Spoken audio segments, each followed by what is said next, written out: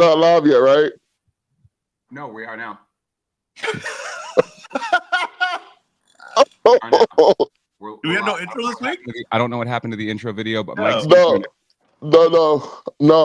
Oh, wait, we are live, Matt. Just so you know, we're live. We're live. We're live. We're on YouTube. We're on Twitter. We're everywhere. Oh boy. Hey, good morning, good afternoon, good evening, good night, wherever you are in the world. This is Brunch Boxing. I'm your host, Matt. I'm here with. Hey, you know who you are. Introduce yourself, man. Hold on. I just tore my AC. You're here with the one, the greatest. Michael, how's it going, everybody? Looks like Matt's choking up. You just heard the voice. The first voice you heard was Matt, formerly known as MVO, the host of Brunch Boxing, the primary writer on the site, the man that brings the news. Yo, fuck that. I think I just tore my ACL. Oh shit! Are you good? What happened? What's wrong with you? Yo, I just slipped. I didn't hear me fall. You didn't hear that? No, did you really? Holy shit! Did the building shake? Yo, do we got to postpone the show here, Matt? Nah, I'm good. Hold on. This is Matt's flu game right here. He's stepping it up. Oh, y'all didn't hear me, y'all. Oh, I heard you, but it was literally. I did, but live. Yeah, it sounded like you had got breaking news. It didn't sound like you were breaking your fall. You know? No. That was my feet slipping from under me, and I just hit the floor. Hey, guys. See, but here we go. But Matt, this is why you need to be on video at all times. I'm on video right now. Video of you falling, like that's going viral. Oh, that would have brought us to 2,000 followers today. Woo. Okay. Hey, listen, man. This is live. 100%. We're doing it live. Did you fall live in your place, or like did you fall somewhere else? I fell in my place. Oh, okay. I stepped on the carpet and my feet slipped from under me. Let me tell you something. And here's the worst part. I was carrying a whole bottle of water. The cap came off, so now my knees are wet too. Come on. Oh man. Your neighbor up top, your neighbor below is looking up right now, like, what the hell was that? I'll tell you that right now. No, I'll tell you this right now. This is exactly what I get for making fun of Keith Thurman falling off the stage when he fell off the stage. That's still not with the fedora thing. Yeah, that's not enough. And when he fell off the stage, completely disappeared. Like, fell off the stage and completely disappeared, and no one talks about it. Yeah, that was me just now. And I'll have to mop this floor up. Hey, but listen, the show must go on. It is fight day. Sebastian Fedora versus Keith Thurman. Some people call him Once Upon a Time. He calls himself One Time. Some people are thinking it's been tonight is the last time that we will be seeing Keith Thurman in a big spot. So I wanted to talk to you guys about it. Ezra, when this fight was announced, your juices, I would say, wasn't flowing the way mine were. Mm-hmm. And you kind of was like, we don't need this. Thurman has no chance. Now that we've gotten to fight week, now that we've seen Keith Thurman with Sebastian Fedora up close, has your opinion on tonight's fight changed at all? You know, my opinion maybe from boxing as a whole has changed from the point when it was announced where we're at now. I wouldn't say he doesn't have a chance. Like that, of course he has a chance, right? Like Keith Thurman is still gonna be a sharp puncher early in this fight. He's still gonna have his time. He's still gonna have somewhat of his timing. And we know that Fedora, if you got on the inside, just because he's so big and long and come on, man. Hey, we talking boxing here, man. Hey, I need to be able to talk boxing in here. You know what I mean? But because he's so big and long, he's not going to have the reflexes to get out of certain spots or to react enough to get his guard up when in certain exchanges. So there will be opportunities there. Like I think Fedora will get touched here. I just don't think that Keith Thurman has what it takes to pull it off. We did what type of fight this was. The type of fight I had this was 80-20. Yeah. About that, you had an 80-20. Mm-hmm. All right. You got people thinking that Brunch Boxing has an 80-20. I don't appreciate that. When you post the official pound for pound of Brunch Boxing, That is the official pound for pound of Brunch Boxing. Huh? That is the official pound for pound of Brunch Boxing. But Huey, do you have a say in that pound for pound? The panel is a panel of one. Exactly, it's a panel of one. So when you post that, people think that I have taken number 3 when you post that is why whenever Matt posts his brunch boxing, the Brunch Boxing pound for pound list, I will usually within a few days post my new pound for pound list. Exactly. Hey, listen, here's what I'll tell you to do, mate. This is what I'll tell you to do. Say mate? Yeah, mate. Yeah. Here's what I'll tell you to do. I think that fall made Matt Australian. Name this type fight thing. Put something with your name on it. Ezra. I have my face on it. It literally has my face on it. Yeah. No. It Put your name on it. What more can I put your name on? Put your name on it. Put your name on it. Be a man. Trust me, Matt. It's such a genius idea. People know who cooked it up. I'll tell you that. But hey, he's right. By the comments, I was like, oh, they know it's Ezra. They keep saying he's an idiot, and shit like that. So I was like, all right. You know what that pissed me off is that Matt said, "Oh, Vegas doesn't even have it that way." Like, I don't give a damn what Vegas has. Do you think that I do my type fight that based matters. on what the Vegas odds are? But that matters. That matters because too. That's what the people are saying. That's what they see it as. That's not what I see it as. That's not what I see it as. Now, if you're looking at Keith Thurman, right? I thought type. Hold on, real quick. I thought type fight was what type of fight is not what Ezra think it is. Only I thought it was the consensus. It's always about Ezra, man. You have to stop with that. Someone has to come up with it. This isn't AI. This ain't AI. This is ME. All right. Well, give us why you think it's an 80-20 type fight.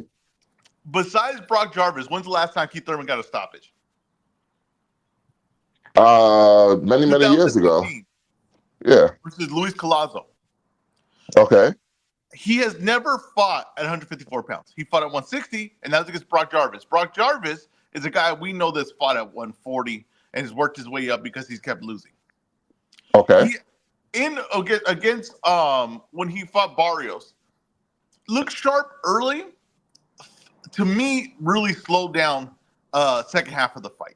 That was 10-2 though. What do you mean? It was because because Thurman is very crafty, he's very smart. But I still think he slowed down. That doesn't mean you can I was okay with that as long as you know that he's crafty and smart and he's going to do some veteran things. But that's what I started off with. I said he's going to land punches in this fight. I'm no doubt about it. But he has not got a stoppage in a while.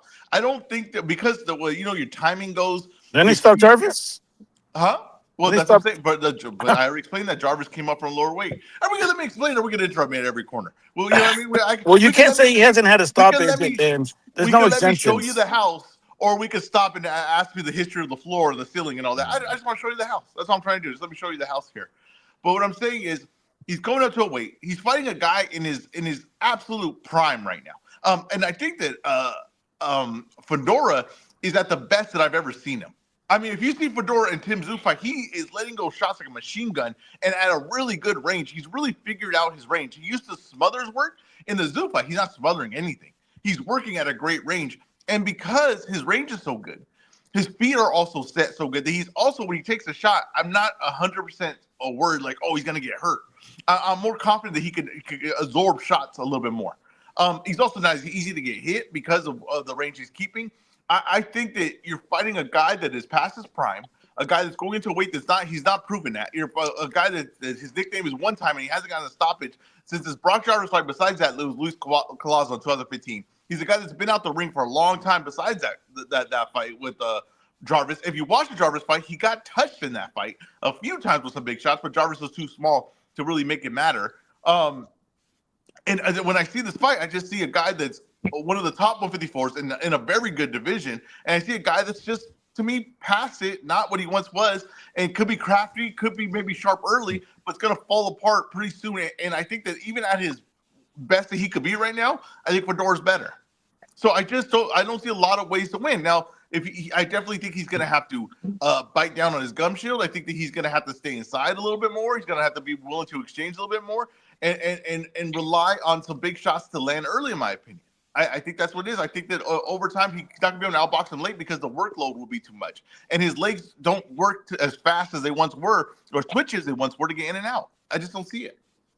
When your legs don't work like they used to before, I think and you 80-20 can't is a sweep me very off of fair your feet. type Hey, fight. Now, so one thing I listen, will say, hold on, real quick, Ezra. I will concede that a lot of what you said is right. Keith Thurman is out of his prime. Sebastian Fundora is did we lose him? I think we and of lost him. course, Oh, did he I get fall? Oh, no. Okay. no, I got a phone call. I got a phone call. I don't know why my phone. I thought you went on Do Not Bro, Disturb. D&D. What's going on here? I can't be on D&D because we have a guest. Yeah, let's relax. And that was my guest. Hold on. We're gonna table this conversation right now because we are going to bring in a special guest. Because this is a big fight night. Sebastian Fundora versus Keith Thurman. And what better way to kick off a great fight night than having a special guest, you know? Let me know when he's in studio, Huey. I thought he was here already, the way you were talking. Well, I just got the message. But anyway, yo, I'm gonna tell you right now, my knee is on fire. yo, what is life? Who's more washed? Keith Thurman or Matt? You were Matt. Is that what you're saying? I don't think Keith Thurman's washed. You know what? I think Ezra. Right. I think the 147. Hey, we got our guest here. Let's go. All right. All right, So, yeah. Matt, give the intro. This man needs no introduction. Because like my man Cam said, what's his name again? Oh, my man Kenneth from PBC is here. PBC director Kenneth Bouhairie. What's going on, KB? I'm good. Can you guys hear me? Yeah. Oh, yeah. We can hear you loud and clear, KB. Loud and clear. Look at the view behind KB. It's really the only thing in Vegas. So now, KB, this is a big fight day. Sebastian Fundora versus Keith Thurman. Just tell the people, first of all, what's the scene like down there in Vegas right now?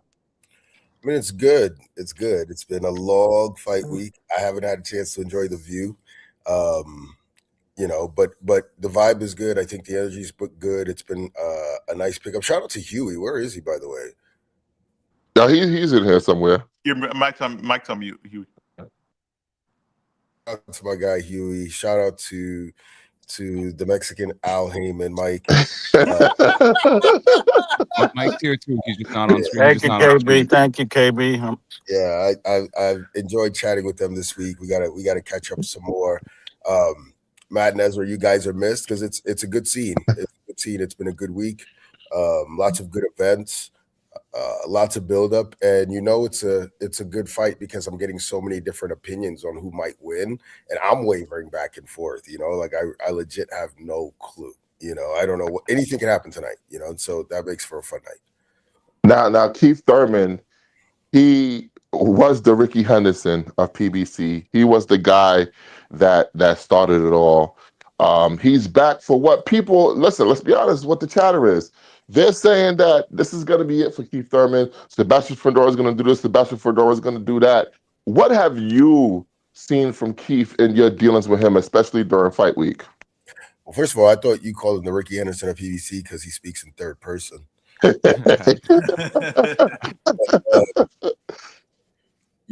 was looking for a couple things. Keith likes to talk. Everybody knows that. And Keith is a great trash talker. And so trying to separate what's just, Keith's natural bravado to whether or not he actually believes, and the vibe I'm getting from him this week, especially, I think, guys who are at the weigh-in or who watched the weigh-in after this week, it is a Keith who's more so like, how dare you think this kid is on my level?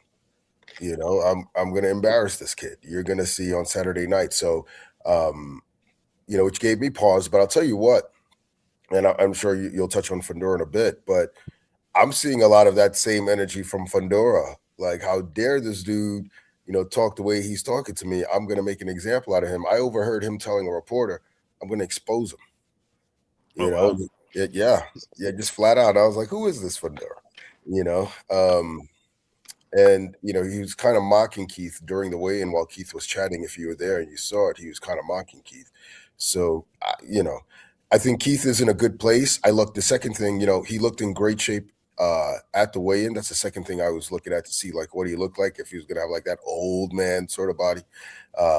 Not saying that you win fights by looking like an Adonis, but I just wanted to see that. And he looked great. He sounds great. He sounds really, really confident.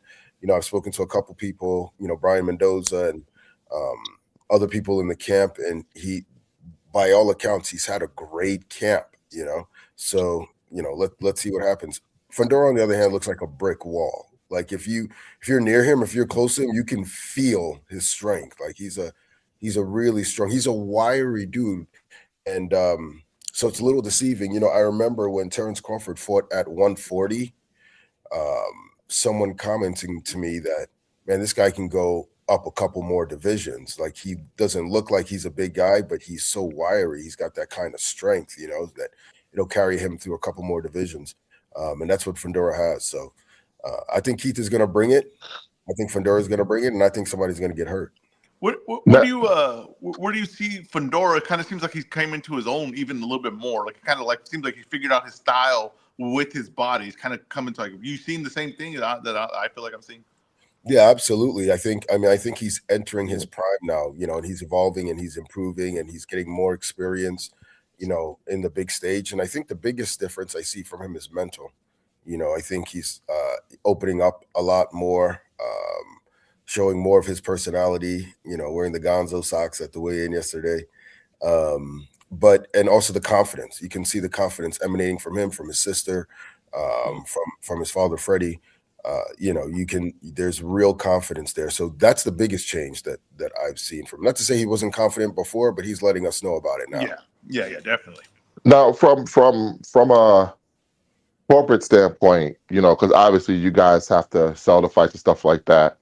It kind of felt like when the fight was first announced, there wasn't the big fanfare, but it seems like the fight has picked up a lot of steam, especially over the last few weeks, and it feels like it's building to a crescendo tonight. I don't want to, give you all the credit for it, but what have you guys done as a company to let the fans know, hey guys, this is a good fight that you don't want to miss?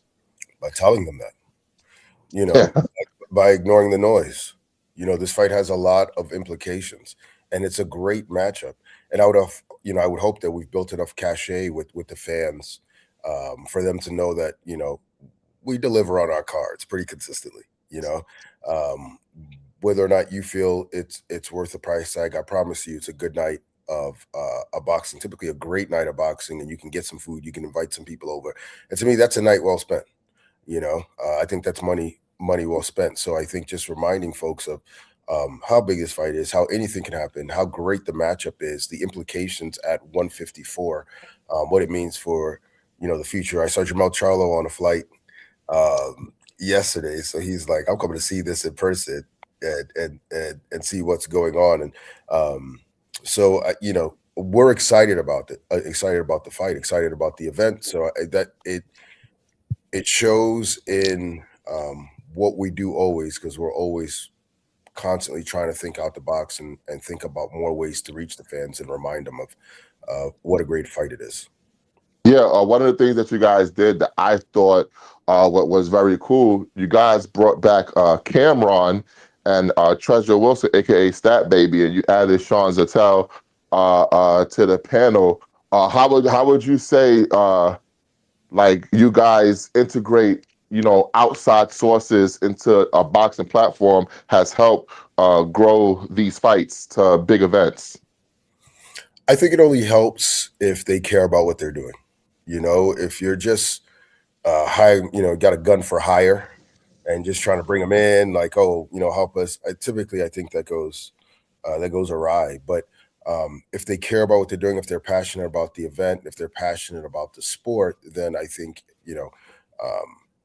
it's a bit more meaningful and it has more of an impact. So Cam's a big boxing fan. Treasure loves the sport. Treasure loves being around the sport, and she's to be so young, to be so professional, and hanging around with the personalities she hangs around with.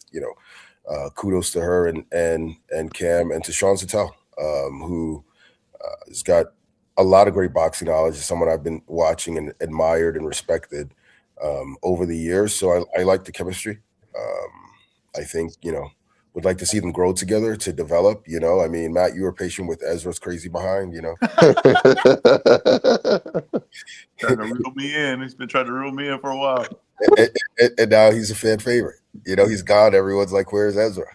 So, it's one of those things where they have to care about what we're doing and take serious what they're doing as well. Now, from Sebastian Fundora perspective, it feels like he's been growing into his own personality-wise, not just as a boxer. Have you seen a change in his personality, maybe from a year ago, 2 years ago, to how he's coming into this particular fight? Absolutely, and absolutely. In fact, he and I were talking about it yesterday. After the weigh-in, he's doing it without. It's not fake. He's doing it while still being himself. And it's the natural progression of any person. We look at our own lives. I'm probably a little older than you cats, but maybe not Matt. But definitely not Matt. Definitely not Matt. But you look at yourself as a person, right? You evolve. It's real when you are who you think you are. So you start to recognize that you're that person, and without faking it or losing sight of it. If he went up there and was trying to match, Keith Thurman word for word, then I'd be like, okay, this is not him. But you naturally evolve, and he's showing that personality. You can see it. If you watch his interviews, if you listen to what he's saying, and even when he's being subtle, he's talking his shit, so to speak. He said on the panel the other day, they asked him, like, how does this fight go? He goes, it's not going 12. It definitely feels like this is the meanest that I've seen him come off of. Something about his mentality just seems different, just a little bit. He's kind of always kind of more polite, happy to be there type of situation. This, I definitely see a different mentality, and I think you're right about that. I think it's emanating from him.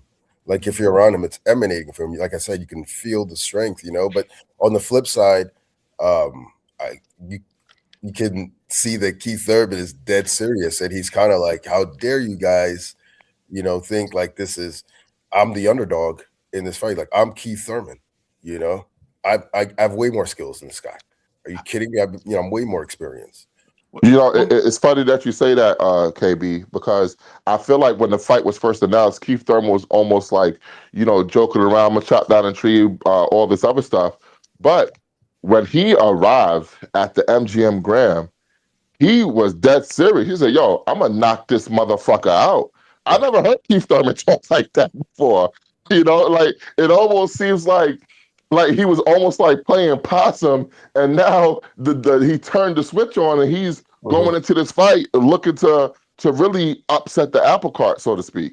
Yeah, I think he recognizes that this is a great career moment for him. It's a potentially great career moment for him. If he were to come back and score a tremendous knockout, I mean, what a story, that would be. And I think on some level, he feels like this kid see nothing like me before. Has never fought anyone or anything like me before. And whereas I've been in the ring with the Pacquiaos and the Garcias and the Sean Porters, et cetera, et cetera, et cetera. Like, I've been doing this. I was fighting Demetrius Andrade in the amateurs, and so I think he's ramped it up because as you get closer to camp, and as you get closer to the fight and you get a little more ornery, you start speaking with a little bit more passion. He always speaks with passion anyway, but yeah, I definitely feel that energy from him.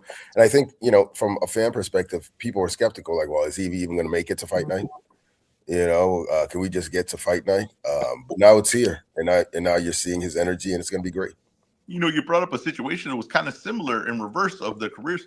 Thurman was facing the older Pacquiao, and Thurman was a guy on top, and Pacquiao was a guy that we kind of thought, okay, Thurman's going to run through a legend, right? And he saw that, this guy still has something in the tank. I wonder, if he thinks that in his head, and he says, hey, I've been in a similar position. I know that what it's like when you think you can run over a legend, and the guy still has something in the tank. 1,000%, 1,000%. Because I definitely thought that. My first thought was like, what a career moment, for him. He was once that young superstar, like you were saying, going up against, the aging legend in Pacquiao, and he was supposed to make a statement, and move on to the Errol Spences and all the other guys. But that didn't happen, and now he's in the same situation, but the roles are reversed, and it reminds me of Foreman versus Moore, where a lot of folks didn't really look at that parallel before the fight, in terms of him, when he was fighting Ali and now fighting Moore. A lot of folks didn't realize the parallels and how it was sort of a full circle moment. Yeah. The roles reversed. So there was not a lot of chatter about that, but it was obvious that Foreman recognized that because he wore the same trunks that he wore that night. So he understood what that moment meant. And I think Keith Thurman is absolutely thinking that. How can he not? I feel that, on some level, the Pacquiao fight has haunted him. It changed everything for him. And this is his moment to turn everything around. Yeah, absolutely. Now, you guys had your co-feature, Frank Sanchez versus Richard Torres. Obviously, that dropped out, but then you guys replaced it with a 50-50 banger of a fight between two hungry contenders, Yoenis Tellez versus Brian Mendoza. Can you just talk a little bit about that fight? How did that fight come together so quickly, and what kind of action you're expecting from these two tonight? It came quickly because Brian Mendoza stays in the gym, 24/7. So, it's great to have fighters, like that. And Tellez was willing to accept. Pretty tough matchup, a pretty dangerous matchup, especially coming off his last fight. So, kudos to the matchmakers, to Tom Brown and Louis DeCubas and Al Heyman, for putting that together. Great. I think it's a really great fight, and it's another great fight where I have no idea, man. I have no idea. I just know that it's going to be a good fight. I think it's going to be a little more tactical that people realize, but I think someone's getting hurt in that fight too. Both of them like to blast, pause. So, I think it's going to get, someone's going to get hurt as well. Now you got another guy on the card that like to blast. Wendy Hernandez. Right, he's got to be going against the wily veteran Terrell Gausha. It feels like Gausha has been, I don't want to say a gatekeeper, because like Keith Thurman said, if he's a gatekeeper, that gate must be welded shut, because he gave Elijah Garcia everything he can handle, and now he's looking to do the same thing with Yoeli Hernandez. Can you just talk about that fight and basically where Gausha is at in his career and his history with PBC? Man, talk about things, okay, we just saw what Carlos Adames did to Ammo Williams last weekend, and think of the kind of fight that Terrell Gausha gave him. He gave him fits, and so he gives a lot of guys fits. You mentioned Elijah Garcia. We've never seen Yoeli Hernandez tested, at this level against this caliber of fighter. Terrell Gausha's been around for a long time. He's a 2012 Olympian. He's no slouch, in a different setting, he'd probably have a world title. He's capable of winning a world title. So I think it's a really tough test for Yoeli, who, he's looked so good. Like from the first time I've seen him, just excellent. And what he did to Kyron Davis was a huge shock to me. I was not expecting that level of dominance, but this is another step up for him. And Gausha's dangerous. He's got a dangerous right hand. He's sneaky. So, it's another fight that I'm looking forward to, and another fight where I think someone's going to get hurt, and we'll see if Yoeli can handle the tactics of Gausha, who can bang, who knows how to move, who knows how to be slick. So he can cause a lot of problems for the kid. Go ahead, Ezra. You look like you had something. No, yeah. Well, the thing with Yoeli too is like middleweight. Like middleweight needs talent influx. This is a guy that you're trying to see, is he the goods? Gaucha's an excellent test to see if you're the goods. You see a lot of guys get tested by him. He somehow hurts everyone he gets in the ring with. Now he's not usually able to capitalize on it, but he definitely would test that chin. So we're gonna have to see what that looks like. We're going back to the Mendoza fight. The thing about it, like it, we call it a gulag fight. You guys are co-main here, right? Fortunately, they're co-main, but the loser of this can easily be sent to the prelims now. Like your career is depending on it, and at those kind of fights, you get, to me, like the a really good effort of these guys because they know it's a really important part of their career. I feel that in this whole card, it's a really important part of all these guys' careers.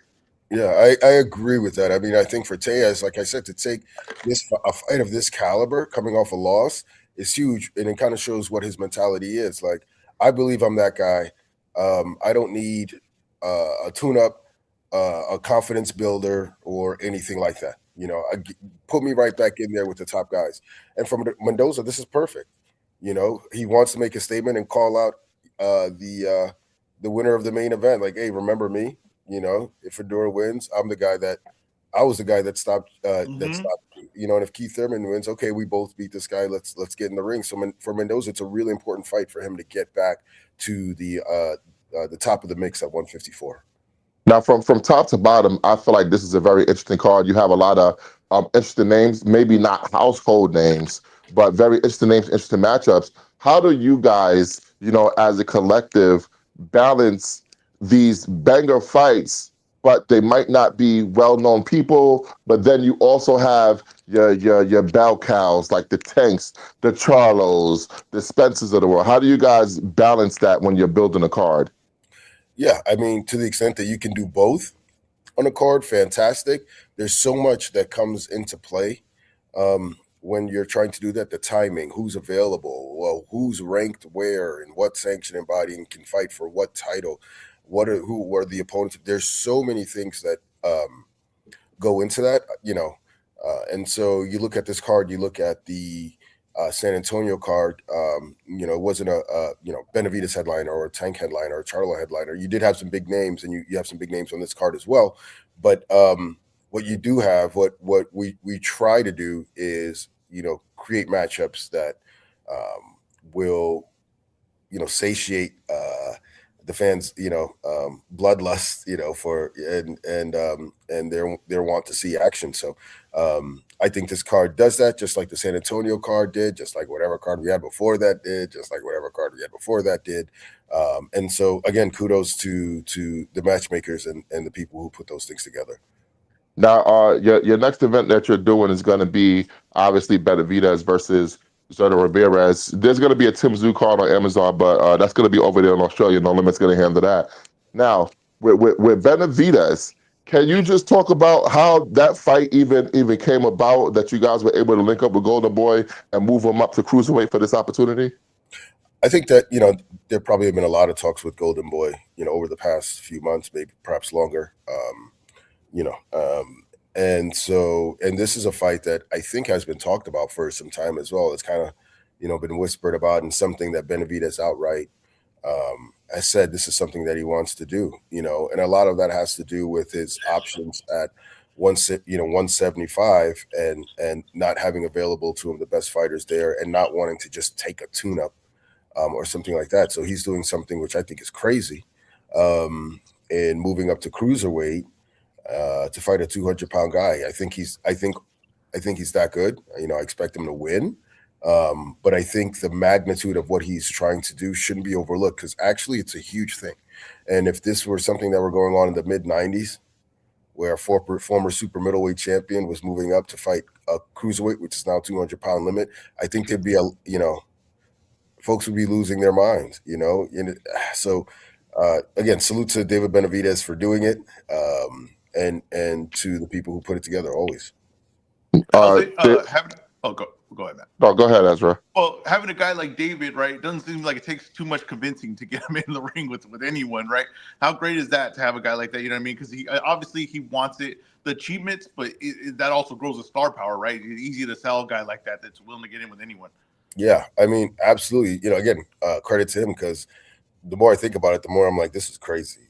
You just got to 175, and it's not like 175 to cruiserweight. It's like those other divisions. Oh, it's a 4-pound jump or a 7-pound jump, which is significant. How much more a 15-pound, a 25-pound jump, that's to a world champion over there. So yeah, you almost showed your age there saying 15-pound jump, KB. Yeah, I know. I don't have to say my words. The grades speak for themselves, So, but you've got, for him to do that says a lot. It's great to work with a guy like that. But I'll tell you something, and something that a lot of fans sometimes they don't understand. They're like, oh, such and such is ducking. A lot of fighters are like that. They're like, what are my options? Okay, where can I get the most bang for my buck? Yeah. That guy, okay. All right, see you in 8 weeks. So a lot of fighters are like that, where if the business makes sense for everyone, then these fights tend to happen, not necessarily because the fighters are, trying to find, the easiest touch. I mean, look at Keith Thurman, tonight, same thing. How was it having to deal with Golden Boy or Oscar De La Hoya to make this fight happen? I know there's been a long storied, sometimes checkered history between Oscar De La Hoya and PBC. I wasn't around for most of that, for any of that really, and we've worked with them before. Obviously, Tank versus Ryan, and so it's not necessarily even the framing of the question. How is it dealing with them? It's not. I don't even look at it that way. There are partners in this event, and they do a great job. Oscar is. I can't speak to all the things that are going on in the news and all the craziness, but when you talk about a guy promoting an event, Oscar's really, really good at that. And so I enjoy that. I appreciate that. Obviously, working with everyone at Golden Boy, Jane Garcia, and everyone else it's been great. It's been smooth. Yeah. Now, you guys got quite a few guys who have appeared in gyms across the country, but no fight dates yet. Can the fans look forward to the returns of certain PBC fighters? I'll start with Jermell Charlo, who's on his way to Vegas, probably landed already, to get an up-close and personal look at Sebastian Fedora and Keith Thurman. Well, tonight will be a test of the savvy of Huey and Mike, because if there's an opportunity, you better ask Jermell that question directly, and see what he wants to do, what he thinks of the fight or thought of the fight. And so I think he's champing at the bit, Jermell, to get back in the ring. And you don't hear him talking about any tune-up, right? So again, he's like, who are the guys? I'm ready. I'm mentally, physically, and spiritually ready. So I hope so, because he never lost his title, in the division. No one beat him, and he was that guy. And he's a guy that I could, if the guy we saw against Brian Castano shows up in his next fight, that's a pretty tough guy to beat, So, and people forget, I call Jermell a 90s fighter. He reminds me of Terry Norris, but with the chin, Yeah. He can do it all. So I think that, give him the right situation, perhaps the winner of tonight, we might see something. Now, his twin brother, Jamal Charlo, has been seen in the ring with Rodney Shields, and he looks in great shape, I gotta say, because for a lot of people, they say a lot of things about Jamal Charlo, but if you see him right now, he looks to be in great shape. How soon can fans expect to see Jamal Charlo back in the ring, in your estimation? I don't know, but what I thought was interesting, I overheard something yesterday during one of the interviews that took place. I forget which platform was doing the interview, but it was with Caleb Plant, and Caleb Plant said that's the fight we're targeting. That's the fight we want. So depending on if and when that gets done, I think that'll determine whether or not we see that fight. But I love that fight for both. I love that fight for both, and I think it's a shit or get off the pot fight, and I love those kind of fights in boxing where everything's on the line. Everything's on the line every time, but for two guys like that who've accomplished so much and who've been in the sport for so long, they know how much a win over the other means to them. So, perhaps we see that if that gets done, and if it does, then, hopefully we see it in the ring sooner rather than later. Hey, I love that fight for you too, because you ain't got to do much to sell that fight. I mean, that's a fight that kind of sells itself. No one ever.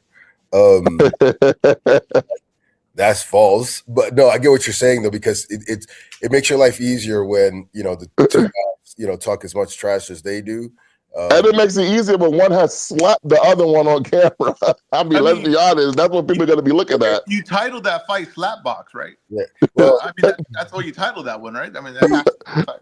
it makes it easier on one level, yes, because there's a lot to talk about. But then they got to be next to each other for 8 to 10 weeks. If the fight happens, you hope that it doesn't ignite before fight night. So Yeah. a lot of animosity there. I know they kind of squashed their beef before, but I doubt it. It can start up so quickly, KB. It can start up so quickly. Hey, listen, you slap me, I might say we squash it, but it's beef for life. For life, and yeah, I think their peace treaty is like the Bloods and Crips, Yeah. Now, in the gym with Jamal Charlo, we saw a fighter who, despite being out of the ring for close to 3 years, continues to generate headlines and interest from fans who want him to come back. The big fish, Errol Spence Jr. Are you guys realistically expecting to see Errol Spence Jr. in the ring in 2026? It's up to him. It's up to him. I want to see it. And I mean, I don't know. It doesn't look like he's in the gym killing time, So on some level, just not having any, insider information or something like that. But if I just put my thinking cap on and watched his social media for the past 6 months, I get the sense that he wants to get back in the ring a bit. Ultimately we see what he decides to do, because when he's not doing that, I'm like, he's in Cabo or he's like, and this and that. So he's enjoying his life, enjoying his family for sure. But he looks in dog shape, man. Like, and it's not just it's I shake hands with a lot of fighters. You give pounds and hugs to a lot of fighters. You guys do. And I was talking about Fundora, but when I saw Errol 3 weeks ago or so, or at Barrios versus Ryan, and it gave him a pound and a hug, it was like he was a brick wall. Like, I was like, holy crap, dude. Healthy living, just being in the gym, you can see the transformation. He's in as good a shape as I've ever seen him in. So so as a fan, I want to see him back in the ring. Let's see what happens. Now, he's rumored, and I know you don't answer rumors, but he's rumored to be awaiting Tim Tszyu, who fights next week, actually. Mm-hmm. Let's move on to you guys. I don't want to say he's your bell cow, but he is one of the biggest stars in all of boxing, Gervonta Tank Davis. There's been a lot of rumors that he's coming back. He's going to be fighting this guy on this date, this guy on this date. Can we expect to see Gervonta Tank Davis back in the ring in 2026? I hope so. I'm his you should be a politician, KB. I'm his biggest fan. I think it's we're just getting started in March, and I think fight fans can be positive. Keith Thurman is fighting tonight against Sebastian Fundora. What a story! Who knew that he would have this opportunity 2 years ago? Folks would have been like, "Oh, hell no! He's done. It's over. So he's back." So I think we have reasons to be optimistic. The guys you mentioned before, you're seeing in the gym. I'm confident that Tank is going to return. I'm already preparing for it, mentally, and just thinking of what we're gonna do and how we're gonna go. I'm confident because he's a great fighter in his prime, a tremendous fighter in his prime in the face of boxing. So I'm confident that we will see him this year. It's up to him and whatever he feels like doing. But he's been around for a long time. He obviously loves the sport of boxing, so I expect he'll return. I think fighters have to understand. I was having this conversation yesterday with someone. Fans, should understand that some of these fighters do get burnt out, especially when you're not only have you been fighting since you were 7, but you're a superstar for so long. You do get burnt out. You look at Floyd Mayweather, after he fought, Ricky Hatton, and they were like, "Are you retiring?" And he's like, "I never said I was retiring. I'm saying I'm going to take 2 years off," because he had been at that level for so long, at fighting, at that magnitude for so long, that he was just burnt out. Roy Jones, after he knocked down Montel Griffin, took the longest layoff of his career. Oscar De La Hoya took a year plus layoff prior to fighting Fernando Vargas. Michael Jordan in basketball, although we really don't know why, but but even Michael Jordan in basketball did that. So I think, you know, when you've been fighting at that level for so long and going through it, and you could almost see it. This is just my opinion, not anything that I've been told, but to me, like, you could almost see it if you think about where his head was at prior to the Lamont Roach fight, where he was kind of like, this is BS. You know, you guys don't really, you know, care about me or this and that, you know, referring to the media or however he framed it. But I sensed a little being burnt out, you know, being a little tired from him, just needing a break, you know. And so let's allow him to get his hunger back. I think that'll happen sooner rather than later. And when he comes back, everyone's going to tune in. I can't wait, and I think he's going to remind us all how great he is. I don't think people consider that. Is that, you know, it's hard. Like what Floyd did was really hard to be a top fighter for that long, but to be a top fighter and a superstar for that long, it's something else. You know what I mean? There's a lot of guys that are top fighters that don't have no fanfare. It's not the same pressure as to, you got to sell the show, you got to do the events and all that. It's something completely different. I don't think people, fans, as we watch it, we forget that sometimes. Take that for granted. It's a lot easier to be Oscar Collazo than it is to be Tank Davis. It is. It is. Yeah. No shade to Oscar, but no shade to Oscar. I tell people all the time, like, I have no idea what it's like to be Gervonta Tank Davis. You know, no one does. And to deal with the things he has to deal with, to know the things that he knows, to walk through the doors that he has to walk through, to live the life that he has to live. I have no idea what it's like. That's a lot. That's a lot. And so, you know, Floyd took 2 years off at the height of his powers, coming off a knockout, you know, coming off the De La Hoya win and then a knockout of Ricky Hatton. It got no bigger than that. And at the top of his game, he walked away and said, you know, I'll see y'all in a couple of years. So it happens to fighters. And I think that, you know, Tank is a man with pride, a guy who, despite all the chatter on all the dumb shit I read on social media, is a guy who's not losing sleep over any of these guys, not at all. You know, doesn't even approach it that way mentally, doesn't even think about it that way. So I think I'm confident that we're going to see him back in the ring and that he's going to go on that run. Now, PBC, at least in my estimation, is in a very interested position, unusual position for you guys. I kind of feel like you guys are almost like the plucky underdog that people are kind of rooting for now. It's like everyone wants to see PBC back. Everyone loves these PBC events. You guys do it bigger and better than anyone else in the business. Have you sensed a change in the public, like, tenor towards PBC from the time where you guys were like the hated juggernaut, almost like the evil empire, to now it's like people are rooting for you guys to continue and to bring big events to the United States? I'm petty, so no, I'm still looking for the haters. That's all I see. I might see 40 good comments. Yeah, they motivate me. Bring them back wherever they are. You know, I think that I don't know about the plucky underdog, and I don't know if there's an evil empire. I know that certainly a lot of people treated us like we were the evil empire for a long time, and but time is the best prophet, which was crazy because all Al Heyman has tried to do is create big events and big stars for the sport, which is what is needed. We've had this conversation before when it was quote unquote free, it was mocked. People going, it's free, and oh, look at this, free TV. And I remember they were like, well, this and that, but they can't build a pay-per-view star. And now it's like, whoa, slow down, with the pay-per-views. So it just seems like for a certain sect of people, no matter what we do, it's never going to be good. But the reality is the majority of fans have supported us over the years. The majority of fans, despite what was said, so not necessarily the plucky underdog, and not even, I don't look at it as if we're competing against another platform. We're competing against ourselves. We have to constantly find ways to give the fans, the biggest and best fights possible, and that's always the goal. Yeah, absolutely. Now, just so you know, KB, real quick, man. Just so you know, KB, the haters are saying you're holding back boxing now because you haven't joined the zone. Oh, come on. That's Come what on. they're saying now. We're holding back boxing. Yep.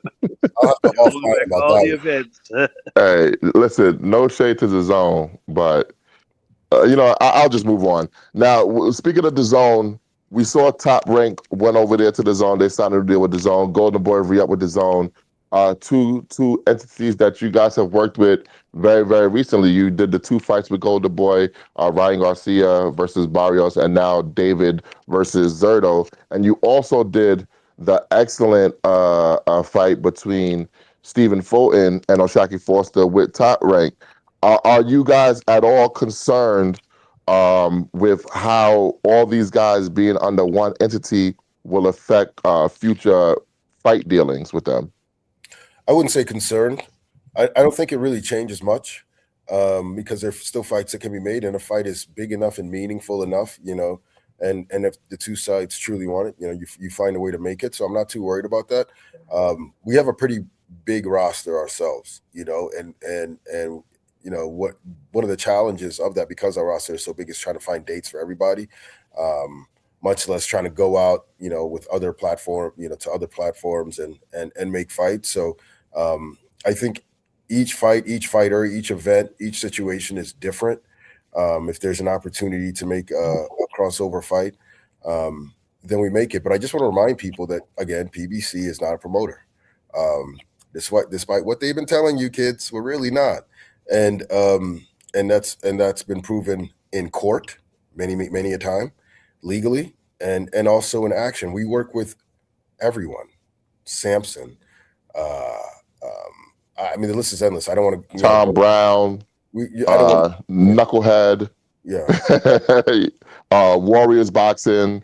You guys work with a plethora of people. Yeah, absolutely. Now, so the game doesn't change for us. Now we know all the big names that you guys got: the David Benavidez's, Tank Davis, the Charlos, Spence.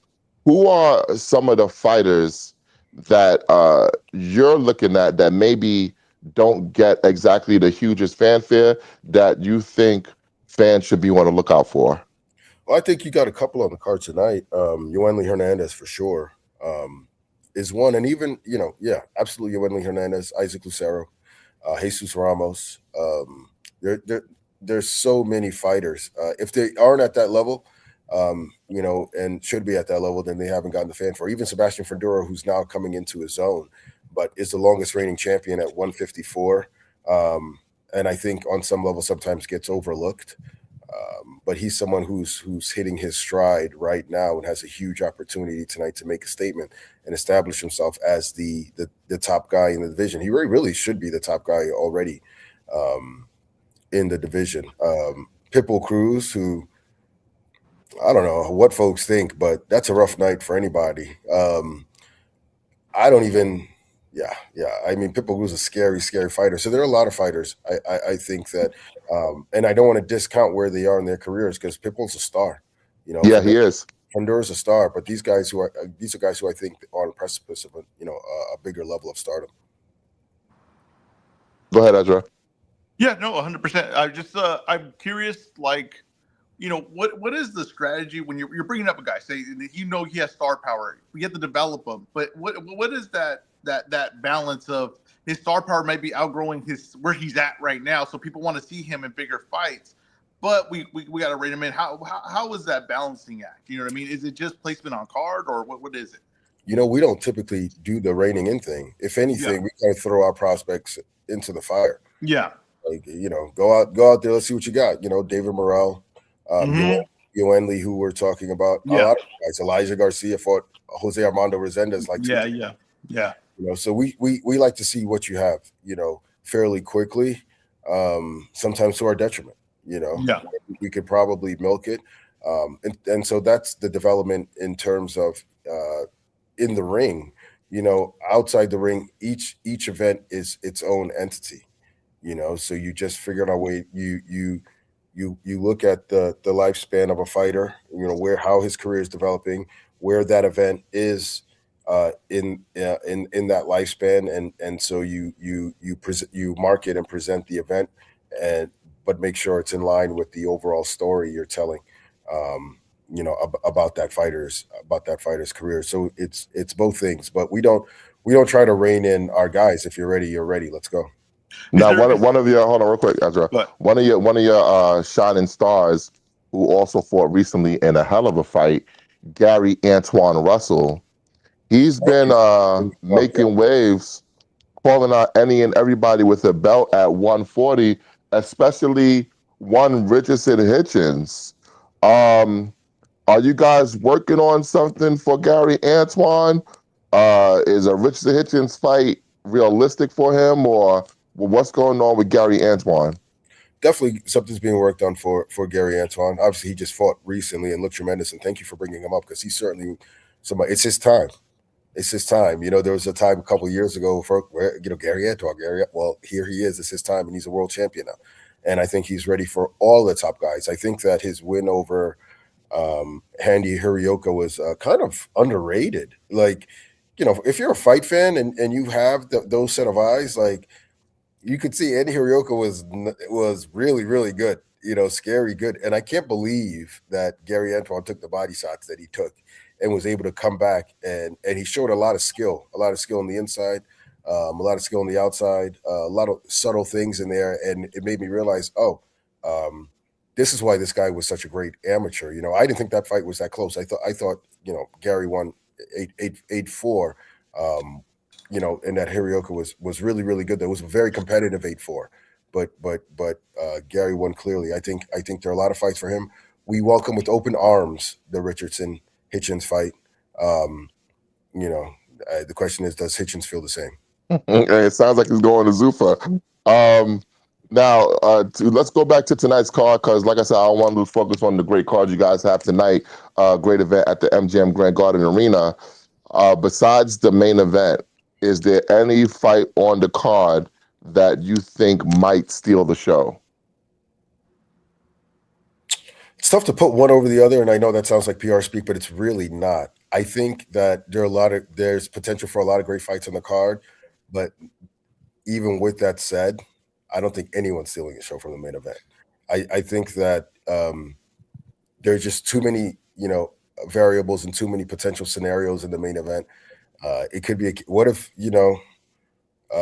Sebastian goes out there and just grinds Thurman down in a legit star-making statement performance, in the finest performance of his career, something similar to what he did to Tim Tszyu. What if Keith Thurman flatlines him in 2 rounds, or turns in a veteran's performance where he just shows his craft and breaks the kid down and gets him out of there, or wins clearly? There are a lot of potentially great fights on the card, but I just feel like the magnitude of the main event won't allow any other fight to steal its thunder. Just to kind of keep going on Matt's question and asking in a different way, we know that the pay-per-view card is great. There's all those fights have the opportunity to they're going to be entertaining. They're going to have a lot of fireworks in them. Of the free fights on Prime, what's the one fight you would tell viewers to make sure that they watch? I think that's a tough one. Probably. Can I say? Go for it.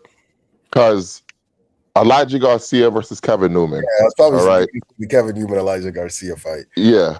Here's the thing. Elijah Garcia, he shows a lot of promise. Young fighter, good fighter, got the good skills.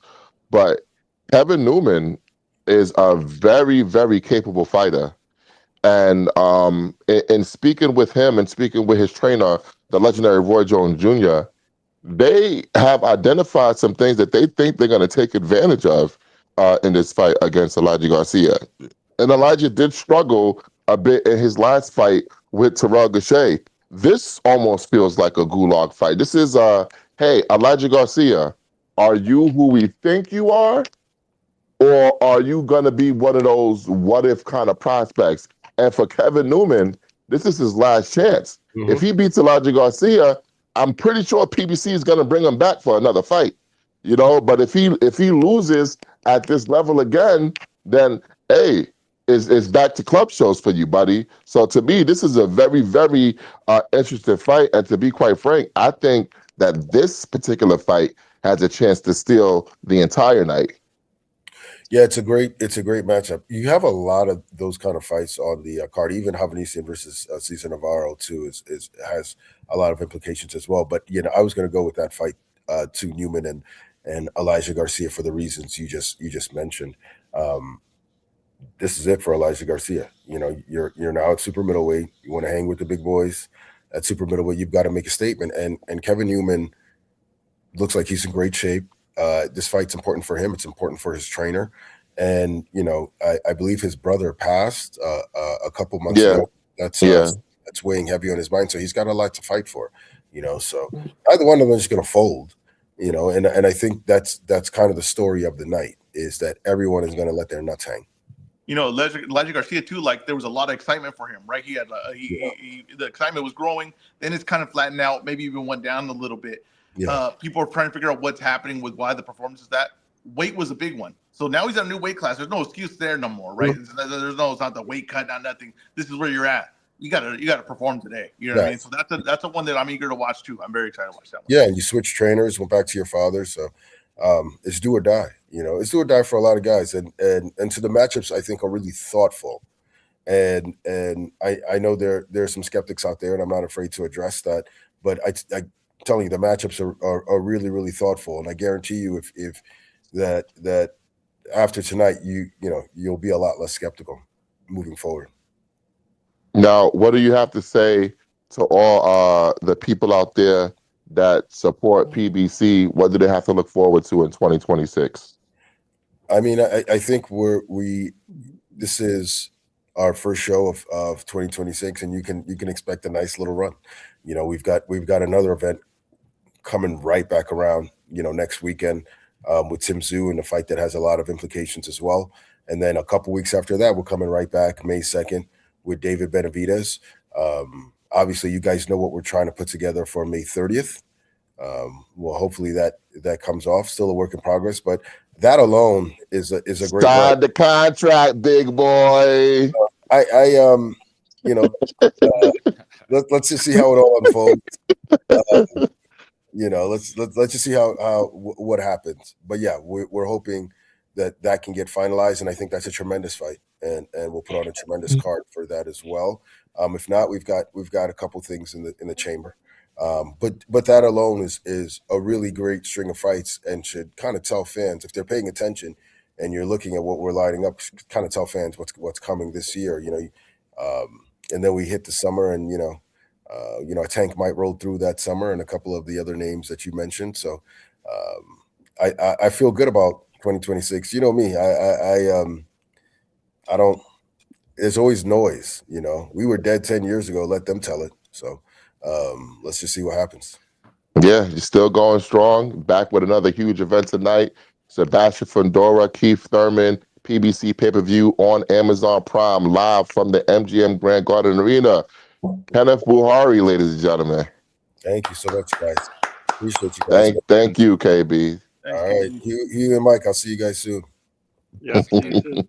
All right. Oh man, hey, listen, I'm pumped for tonight, man. Oh man, I'm pumped for tonight. Mike looks like he's already on location. Yeah. Oh yeah. Mike is out. Mike is out. Mike's a streamer now. I'm headed there because this is how I got that Thurman interview the last time. I'm hoping Charlo shows up.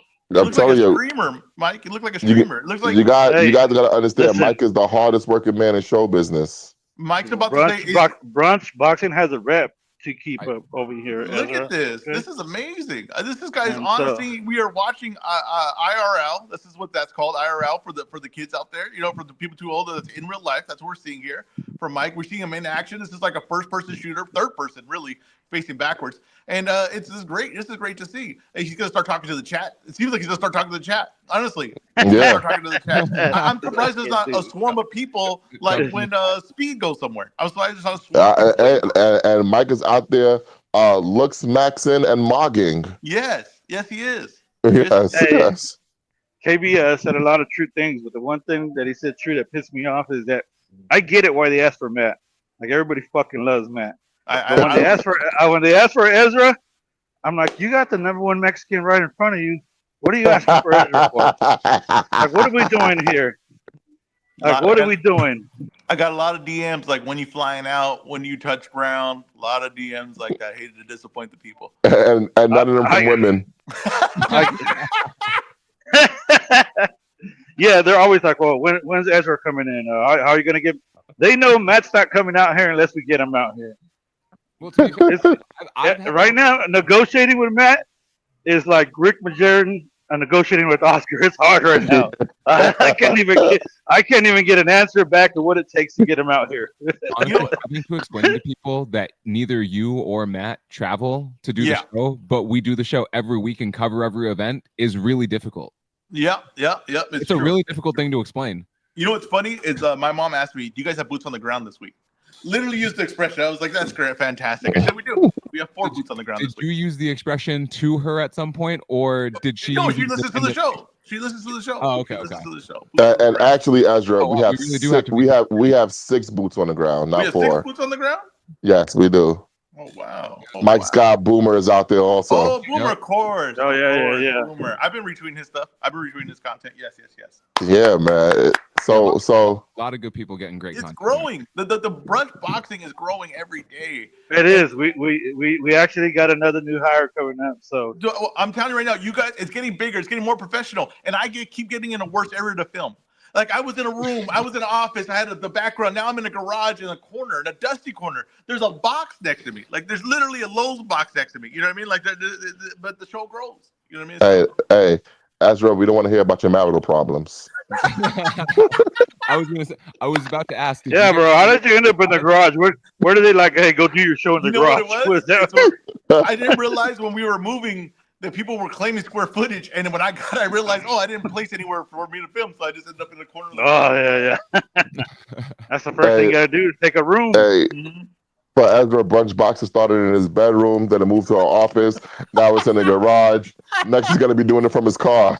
Hey, it's grassroots. I'm going the other way though. No, he had money to start. Now he's losing it all. The show. You're watching in real time. All right, I would love to see Mike play the slots live on camera. I would love to see some kind of action happen on camera when we have the opportunity. All right, look at it. I'm gonna turn around. Oh, you know what? I'm headed to the MGM. I'll get on there right now. You know what? Listen, let me tell you this, Mike. I got 100 right now. Let's put it on something. I don't care. Let's do it live. You know what? I'll put 100 on something. All right, I'll do you a favor. Then I'll put it on Elijah Garcia. How do you like that? Hey, Mike, come on. I want a chance at winning something. You know what I mean? Well, that's why I'll keep the 100 and just say I did it. Because I know I'll be like, all right. or you take that 100 to the bunny ranch. But yeah, let's family show. All right, let's get back to tonight's card. Let's get back to the main event. I'm going to ask Ezra the question that he created, that he loves. What is best for boxing? A Keith Thurman victory or Sebastian Fundora victory? When I originally thought of this, I thought the answer was obvious. I'm not sure. I'm not so sure. Matt, you might have made this a little bit tougher for me. And the thing, I'm going to say Fundora. And it's for the obvious reasons. He's in his prime. He's younger. I do think that there's really good, as far as like a boxing fan, as far as like a diehard, I think there's really good fights to be made with him. When I saw the Zoo #2 fight again, I was amazed at how good he looked in that fight. I think that I was maybe when I first watched, I was just stunned that like Zoo was just getting beat down. But then I really watched Fundora's performance. I mean, he was a machine gun in there. That's the only way I can explain it. He was a machine gun in there. You know, it's very interesting because when Zoo versus Fundora was announced, you didn't like that. You didn't. Oh, I love that fight. You guys told me that I should be excited for Zayas, and I was you know what? It was me that didn't like the fight. Yeah. I love that fight, and it did pay off exactly as I thought. Oh God! So as right? Question mark? Yes. Even though I did pick Zoo to win the second one, Jesus Christ! but that, so in my mind, as a diehard, as what I know that the best fights could be made, I think it would be Fundora. But the one thing you got me on is like, if Thurman wins, Spence is a really big fight. Charlo's a really big fight. Virgil Ortiz is a really big fight. So that's the thing. It's like when you say what's best for boxing, it's like what's going to get the most attention, right? Like what's going to get conversation going. What's healthy for the sport? It might be Thurman. I wasn't there. I think you convinced me on that. I think you might have convinced me on that. As far as health for the sport, it's Thurman. It wasn't me that convinced you of it. It was Keith Thurman that convinced you of it. Because I think in watching him this week, you know that Keith Thurman could sell a damn fight. If there's anything he can do, he could still sell a fight. Now, I think it's best for boxing if Keith Thurman wins for the reasons that you said. We still have an Errol Spence out there. We still have a Jamel Charlo out there. We still have a Virgil Ortiz out there. We still have the winner of a potential Boots versus Xander Zayas fight out there. There's a lot of fights that can be made and big business that can be made if Keith Thurman wins. And something that you haven't really considered, if Keith Thurman wins, he could be a potential opponent for the winner of the September fight between Floyd Mayweather Jr. and Manny Pacquiao. Damn it, Matt. Me and you were thinking that because I was about to jump in with that because I said this fight is not no one's talking about. It's a Pacquiao rematch at 154 for a bout. You know what I mean? Because if Pacquiao were to beat Floyd, but he could be either one, of course. But I'm just saying though, right? Let's just say Pacquiao beats Floyd, and he says, you know what? I'm willing to keep going. And he goes, at 154, there's a real title there for a guy I already beat, and he's a little bit older too. We could do that, and that is there. Like that is there. That's what I'm saying. Like the bigger fights are definitely with Thurman. The better fights are with Fundora. Now, tomorrow, today, what are the people saying if Sebastian Fundora wins? I think people are saying, is this the best 154? Have we been pushing Boots, pushing Virgil, pushing Zayas? Is it just Fundora? Is Fundora just figured it out? He's finally come into his own? And are we dealing with a different monster here that just kind of stuck up on us? That's what I think we could be saying. Number 4. You know, it's funny you say that. I feel like we are one Brian Mendoza overhand left from saying that Fundora is the guy at 154. Yeah, I think you're right. Yeah, it's like people can't put that out of their heads. And what people keep forgetting, he was kicking Brian Mendoza's ass up until Brian Mendoza caught him with that shot. It's practically you know? Yeah, you know, so maybe he has been the best guy at 154 the entire time, and we just have to open our eyes to it. Now, what are the people saying tomorrow, today, if Keith Thurman wins tonight? I think they're saying this is Keith Thurman's best win of his career. I think they're saying this is Keith Thurman's best win of his career. I think that Keith Thurman will have a lot of options from here. We're going to be hearing who's who. And I think, you know what? Keith Thurman's older. People still think that if he wins this fight, that it'll somehow be because it was a good matchup or whatever, and he'll still be food for someone. So I think everybody's going to line up. I think everybody will line up to take that fight, and he'll have his options ahead of him on what he wants to do. It's a real, as far as like power in your career, this is like a hell of a step for Keith Thurman to be one of the more guy with one of the more options at boxing. I think people are going to be calling him to be the return opponent for Errol Spencer, Jamel Charlo. That's what I think. I think if Keith Thurman wins, at least I will be singing Blink 182 one more time, one more time, because he will be back. Listen, it is big for boxing. I think, and we'll get into it when you do your breakdown. I have a sneaky suspicion that Keith, one more time, Thurman will do it again. I just have a sneaky suspicion. Fight week. Huey, Mike, you guys have been boots on the ground. What have you seen from both guys during fight week? We'll start with you, Mike. You know what? I've seen Fundora, somebody finally get under his skin. You know, this is probably as aggressive as he's going to get. You could saying. So for me, that doesn't bode well for Keith. You know, because he really wants to hurt him. Keith, he's just confident. You know, Keith loves Keith. You know what I mean? Ricky loves Ricky. He thinks he still got something to show. He feels kind of semi-disrespected. Like he's like, I'm not scared of nobody. Not Fundora, not Charlo, not Crawford. So I switched my pick last minute. I'm going with Fundora. Oh, Man, wow. I wasn't And I'm a expecting that. one-time guy. I was not expecting that. And I'm a one-time guy just because this is Keith. This is always Keith. But seeing how Fundora is and how confident he's talking, and almost like they know a secret we don't know. That's how I'm saying it. Go ahead, Huey. Yeah, so Fundora, I think similar to Mike, I think if we've seen like little parts of frustration come from him with some of the talking and that, but at the same time, I do think that he's in a good mental space where he's kind of just able to, hear what Keith's taking. He's not going out of his character to respond in a way, and I think that was something very important KB brought to mind, because that means that he's still going to stay within his own what he's confident doing in his own self. And so he's not going to break out of his style and his game plan. I don't think Keith's getting in his head where he's going to, want to go in there and do something out of character and out of what they trained for. So that part, I see Fundora. I mean, he's coming in being the same guy he's always is. He's chill, he's relaxed, he's confident in what he's going to do. I think he and he knows that he's capable of going in and winning fights. When he got clipped by Mendoza, like you said, he was dominating that fight completely. So it was just a one-off time. I think he learned from that. We saw it in the Zoo fight. We've seen it in fights afterward. He was a little tentative, but he's gotten more comfortable in the ring since that first fight back from the Tim Zoo or from the Mendoza fight. And I just think that he's in a good space where he's not really worried about he knows that he's going to go in there and do what he has to do. I don't think he's really worried about who his opponent is at this point in time. He's just going to go in there and do his job each night. With Keith, I don't know, man. He's really, really confident, but part of me sees a guy that's going out there and kind of soaking in the most of his last opportunity.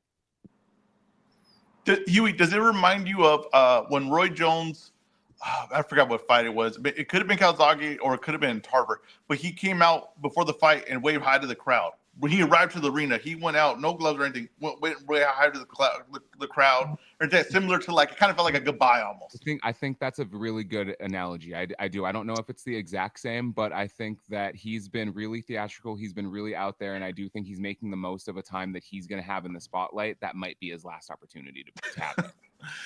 Matt, Matt, what are you drinking? What is that you're drinking? Water. Okay, do it again, just real quick. Just do it real quick. Watch. Look at Matt's screen. Just do it real quick. No, I'm good. Come on, good. It disappears. It doesn't make the screen, and it looks completely ridiculous. It's one of the most ridiculous things. Does it? Because he's got the background, so it blends in. Yeah. It tries to blend it in. Hold on. Let me see. Hold on. Oh, it does. Oh man! All right, and Matt, I know you asked directed that question to Mike and myself, but I do want to bring on a friend of the show, founder of the Corner Stool Substack, Cliff Rold. What do you have to add to this matchup between Keith Thurman and Sebastian Fundora? I find the matchup interesting the closer we get to the fight. I went back and watched Keith Thurman's fight with Brock Jarvis last year, and there's some things I like in that fight and some things I didn't. I didn't like the way Thurman took punches early in the fight. Not that he didn't take them, but he seemed to catch some blind shots and got rocked early. As fighters age, they sometimes don't catch as well as they used to. Maybe Jarvis really caught him with a good one, but that stood out to me. But the other thing that stood out is Thurman didn't show old legs and he didn't show old reflexes. His speed is still really good. And Fundora is painfully slow. And Thurman also still gets to the body extremely hard. And when you're fighting a 6'5" junior middleweight, you want to get to the body. Thurman's always been an excellent body puncher. He got himself back into the Pacquiao fight, attacking the body, had Pacquiao hurt to the body. I think this is closer to a 50-50 fight than people think. I also tweeted last night, inactivity is not and age are not what they used to be in boxing. One of the reasons that I think inactivity for older fighters used to hurt them so much against younger guys is because of how active those younger fighters were. If you were Sugar Ray Leonard coming off a 2-year layoff to fight Terry Norris had 5 fights in the last year. He was younger, he was faster, and he was razor sharp. Like his game was at its highest possible level. Sebastian Fundora has had 6 fights since Thurman's fight against Barrios in 2022. That's not even 2 fights a year. So everybody is knocking off ring rust all the time. I mean, Fundora is coming in off of a 9-month layoff. Thurman's coming in off of a 12-month layoff since his last one. He's had multiple camps. I don't think the inactivity and age are that big of a deal. The closer we get to the fight and the more I look at it, speed wins, and speed and experience win. Thurman has beat a higher level of fighter than Fundora in his career. I don't think Fundora's best wins are all that impressive. Tim Tszyu turned out to be a good fighter, not a great one. He got knocked out by a journeyman in Brian Mendoza. And, he was life and death with an Erickson Lubin who, outside of that fight was never really competitive with the upper level of the junior middleweight division. I think Thurman springs the upset tonight. He hasn't been a big knockout artist in the last 10 years, but I think he stops Fundora late, going to the body, overhand right. I think he's going to knock Fundora out. Now, let me ask you a question, because, Cliff, you are very adept at the historical perspective. First of all, would a win over Fundora put Keith Thurman in the Hall of Fame? And where would you rank a win over Fundora in Keith Thurman's career?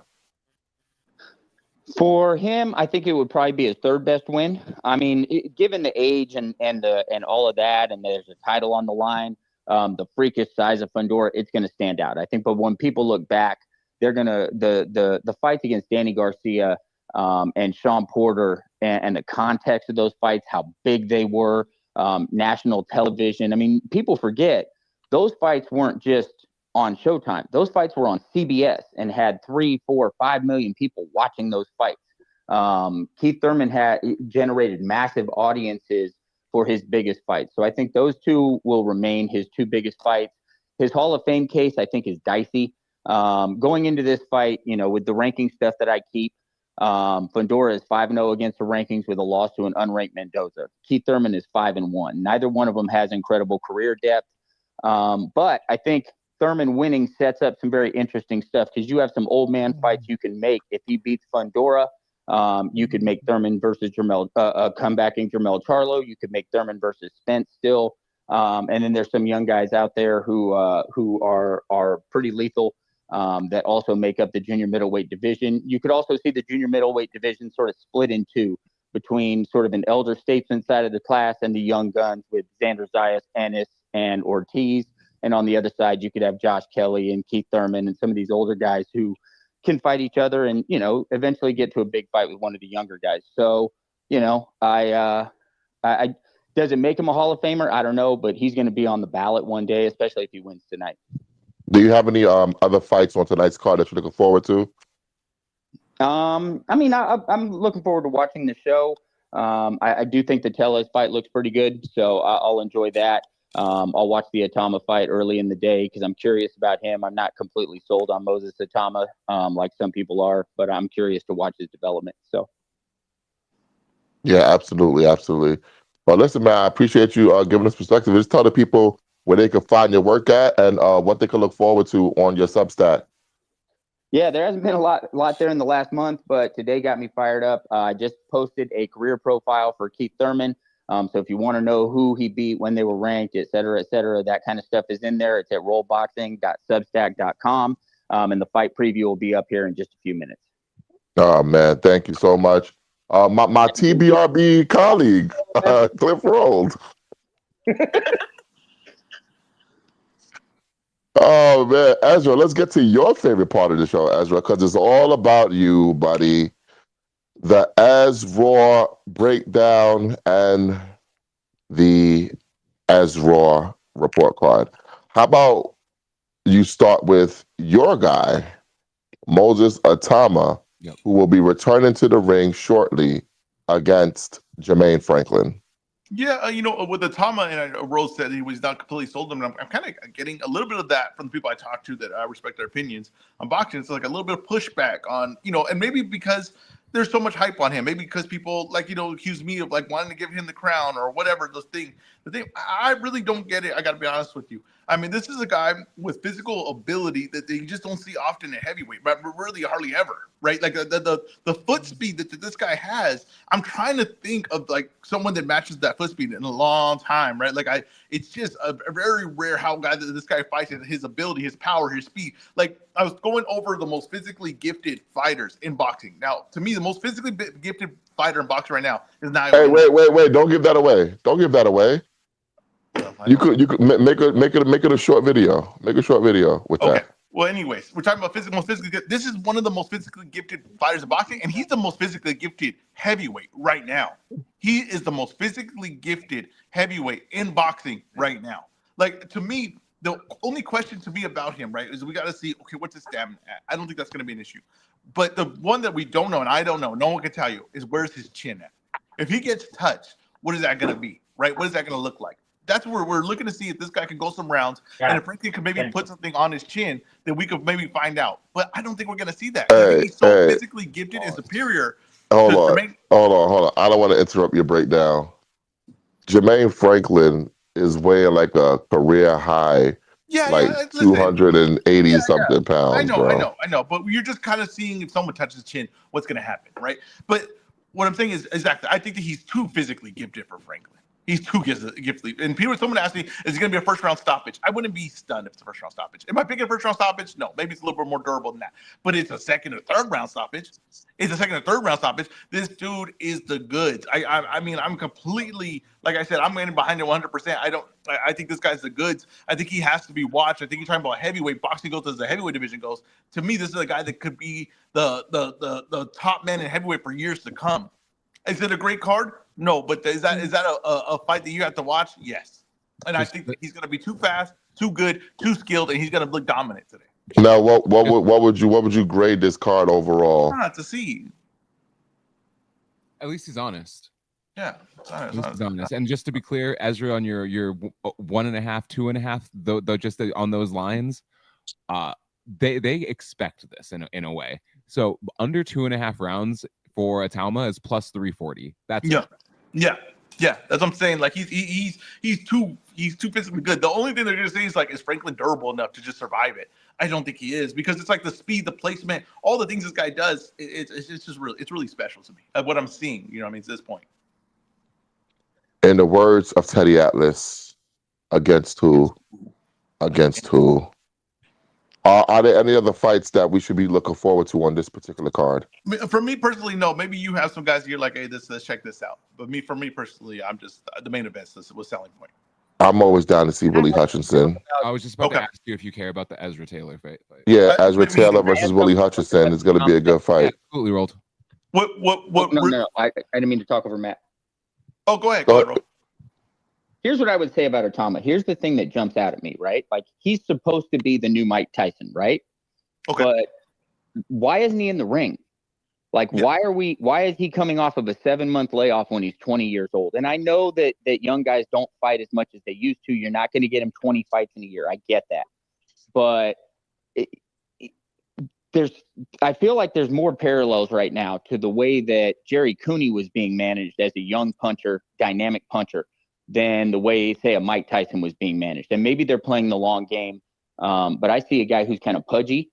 He's got quick feet. Yes, he's got quick hands, but so did Joseph Parker. And Joseph Parker had people like on fire as sort of a little smaller than the super heavyweights, super quick when he was coming up, knocking guys out really easy. And then they stepped his level of competition up, and that illusion went away quickly. He went on to have an excellent career, but it wasn't what it looked like early. I wonder why they aren't getting this guy out of the blocks more often and building the momentum that they're talking his momentum up instead of building it in the ring. I find that somewhat concerning. They did that with Cooney too, and it set him up for failure against Larry Holmes when he had like 2 fights in 2.5 years, while they talked about how he was going to be the heavyweight champion of the world. I'm not saying that Atama's not the goods. I'm just saying, like, they're not managing him like the goods right now, like, because the goods get in the ring. Like, why isn't this guy on every Saudi card that they can get him on right now? I don't get that part. So I'm not a believer, but I'm still a little skeptical of what they're trying to build here. Yeah, I think that more speaks to just the way boxing works right now as far as like I don't know. You know what I mean? Like I don't. There's not a lot of guys that I see on a lot of cards like consistently. It's just not. You know, like let's look at maybe different situation, but Kamal Moulton, right? Like Kamal Moulton fights so sparingly for a guy that's coming up, right? I don't get that either, bro. I agree with you on that, but I still think that Carmel Moulton is not a heavyweight. No, Like that's the difference, right? You got a heavyweight doing 1-round fights, get him more 1-round fights. Yeah, you're right. Yeah, the thing about heavyweight, and this has always been historic of the heavyweight division, you need like 30, sometimes 40 fights to really develop into who you're gonna be as a heavyweight. You know, I think that's what the downfall of Anthony Joshua was. He became Anthony Joshua, he became AJ, he became a big business before he had those necessary developmental fights. And I think that that's why he hasn't quite beat the top guys when he's gotten into the ring with them, you know. And I think that we're seeing that with Atama. Go look at the history of the heavyweight division. Go look at how many fights George Foreman had, Joe Frazier, Muhammad Ali. Go look at even the Klitschko's. Go look at how many fights these guys had before they even had their first title shot. Yeah, I just think that what we're in now, the business is so completely different than that era that you might not get that anymore. You know what I mean? Hey, but you know what you are gonna get? You're gonna get this kid knocked out. You're gonna get this kid knocked out. That's what's gonna happen. Like I said, and I stand by this. If we're talking about Usyk and toughest challenges, I think this kid's top 3 toughest challenges for him. All right, let's go on to the Pro Box card tonight. Not to be outdone by PBC, we have Brian Alvarez. No. Yeah, Brian Alvarez versus Ronnie Rios.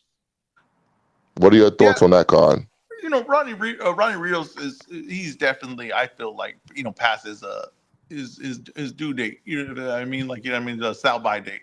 But he's an entertaining fighter, right? Like, when's Ronnie Rios in a fight that's not entertaining? He's a fighter to me that brings action. I think the fight's probably gonna deliver an action performance like that.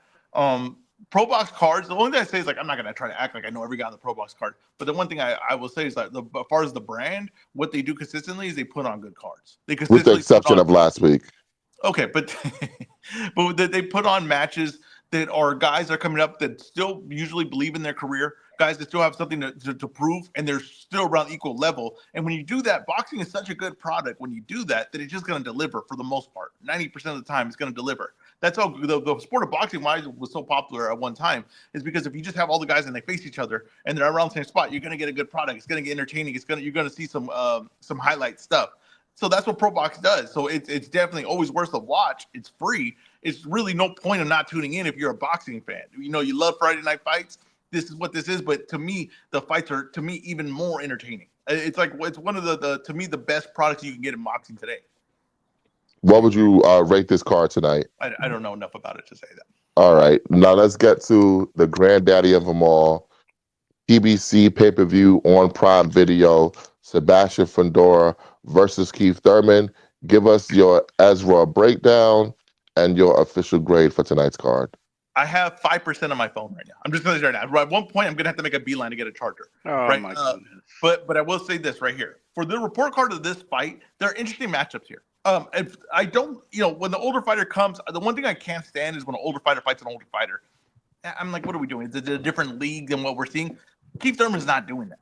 Keith Thurman thinks he's a top dog still. He's fighting a top dog still. That's one thing 100%. Keith Thurman is not trying to fake it. He's not trying to fight a guy that he feels is at his level. He's finding a top dog and trying to prove he's at the highest level. Mendoza versus Tellez, that's a gulag fight. We love gulag fights in brunch boxing. You got what's the other fight that Yoli Hernandez, right, versus Goucher. If Hernandez is the goods, right, because he looked it against Cameron Davis, like that was an impressive performance, right? It looked at some point like he was having a hard time getting him out of there. But if he's the goods, and we know Goucher, we call him a gatekeeper. He's like that security guard that goes like this, and then it says "get in there." He barely touches him. We all seen that gif before, where the security guard's barely touching the guy and tells him "get in there." I don't know if he's a gatekeeper. I mean, the gate seems to be open, right? The gate seems to be open. But if it wasn't open for Elijah Garcia. Huh? It wasn't open for Elijah Garcia. We don't know how good Elijah Garcia is. I think he. Yeah, but that's what a gatekeeper does. A gatekeeper tells you that this guy is good enough. Yeah, I think Terrell Gaucher is the guy that you can use to help tell you what level a guy is at, because like, when you look at what he did with Elijah Garcia and then look what he did with Tim Tszyu, like they were different fights, and we expected different things out of those two fighters coming out of that fight with Terrell Gaucher. Okay, so he put Tim Tszyu on his ass too. He did. Yes, he did. Yes, he did. You know, there's one thing that I remember I created this one time was like a VIP gatekeeper. So he's like a little bit more advanced than a gatekeeper. He's like the next level trying to get in. He's not that then. He's just the guy at the front door. I'll give you that, right? He's the guy at the front door. He's gonna pat you down, but he ain't gonna put you through the metal detectors. Exactly.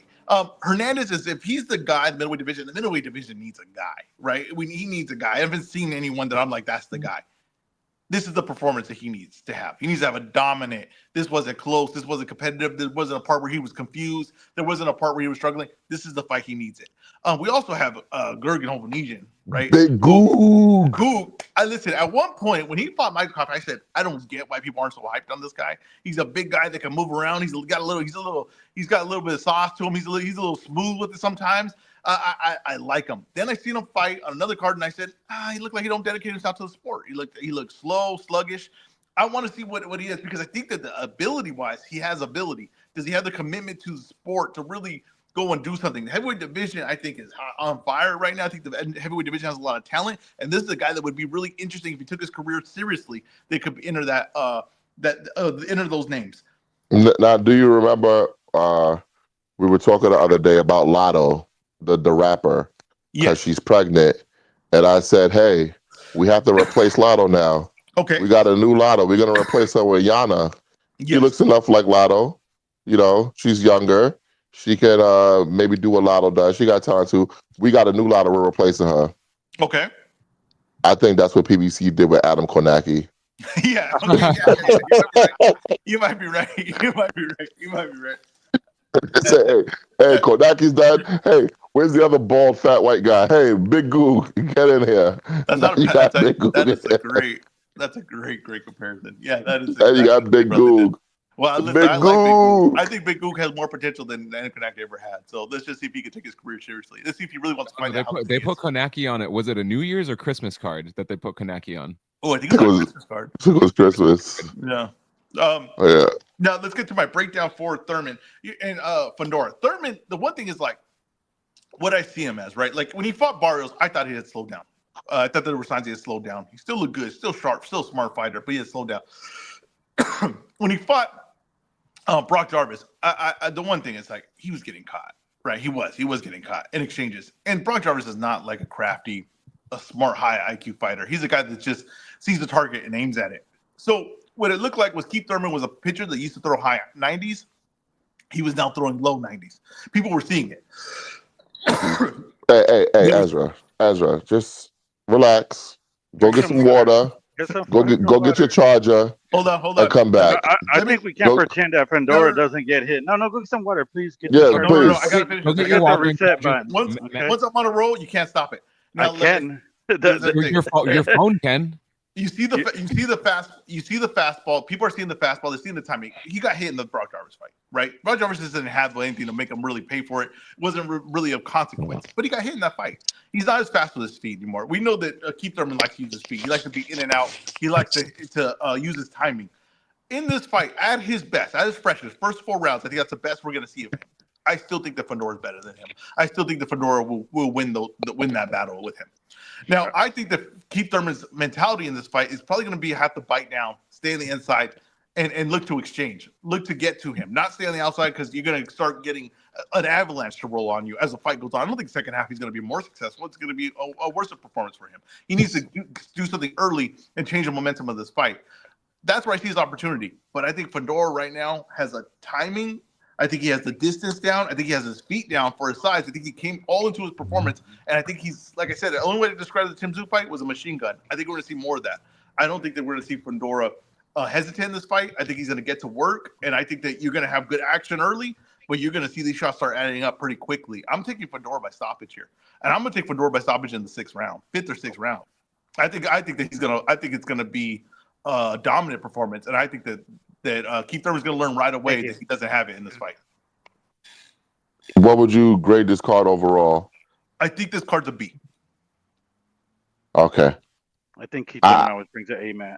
I have this as an A card, man. Just I know the names are not all sexy, but these are very, very interesting matchups. Now I'm gonna give my breakdown for Keith Thurman, Sebastian Fundora. I need to bring out the glasses for this one. Professor Matt is in the building. Hold on. I want to make something clear real quick. Just me and ESPN Deportes are the first ones here. Just watch something in common over here. Hey, babe, I would watch out. I would get your identification ready. All right, I'll be right back. Yes. While Professor Matt breaks down this fight. Now, here's the thing, right? A lot of times we say things like, oh, this guy is washed, this guy is that, this guy is this. This other guy's in the prime of his career, right? And I agree. Keith Thurman is past his prime. He's 100% past his prime. Sebastian Fundora is in the prime of his career, right? So you would think that automatically that means that Sebastian Fundora should win. But here's my issue with that. The height that Keith Thurman is falling from and the mountain that Sebastian Fundora is climbing, they haven't met yet. To me, Sebastian Fundora is here. Keith Thurman, while he's not up here anymore, he's here, but he's still higher level than Sebastian Fundora. I keep seeing people say that Keith Thurman, hey, maybe he'll catch him and that he could knock him out like Brian Mendoza. What you guys, I think, are failing to understand is that Keith Thurman is the better boxer in this fight also. Keith Thurman is a better boxer than Sebastian Fundora. Keith Thurman can do more in the ring than Sebastian Fundora can do.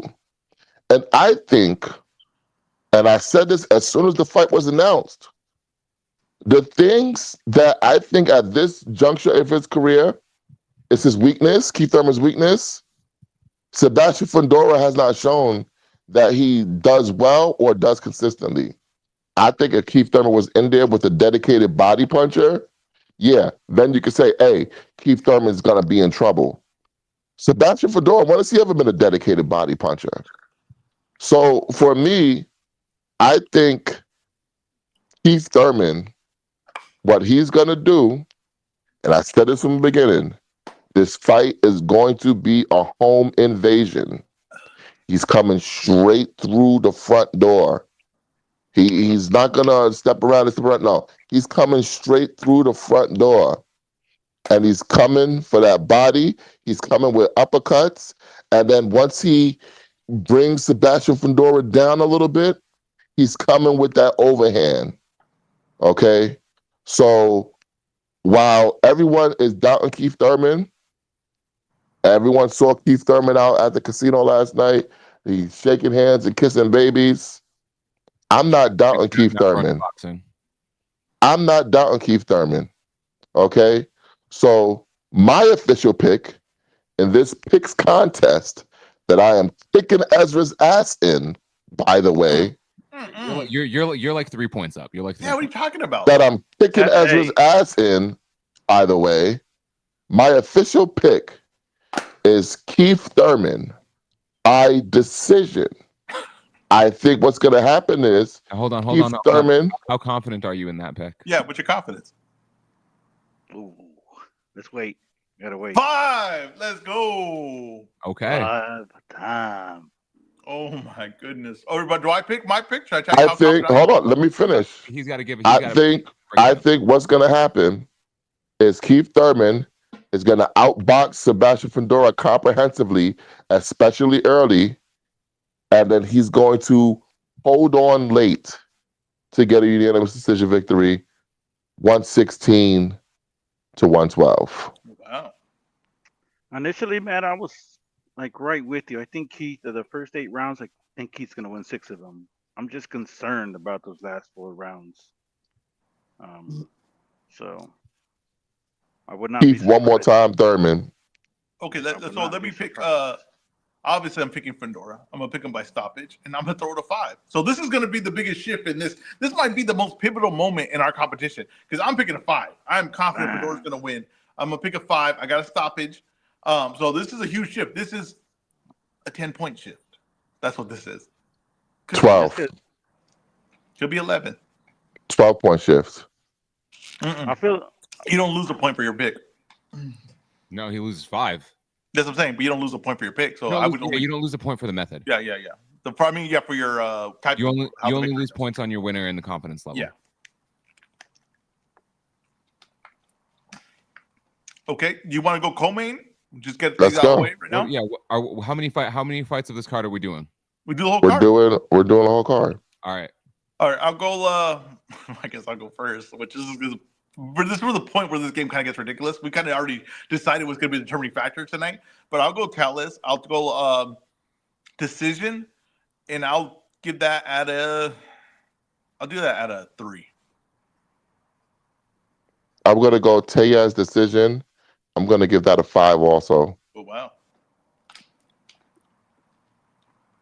For the next fight, Yoeli Hernandez versus Terrell Gausha. I'm going Yoeli Hernandez. I'm going by stoppage, and I'm a 5 on that. I'll be the same.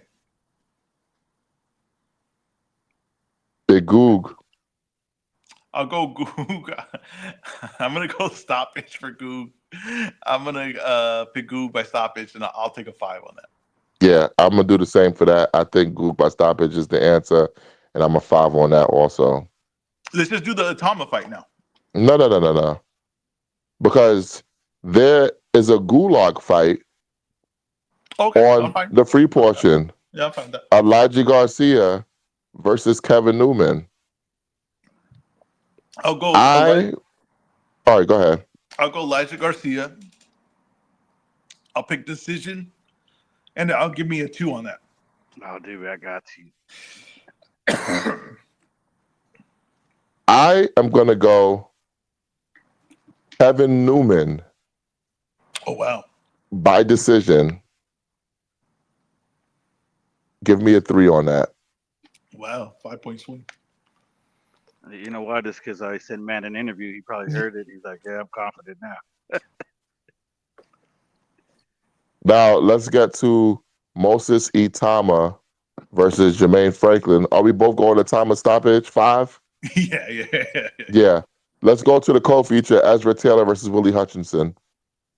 Ooh, I'm not. This is one of the ones where you're gonna have a huge advantage on me on this one. Because I actually watch boxing. Oh. These guys are not big enough names for me to know them too well.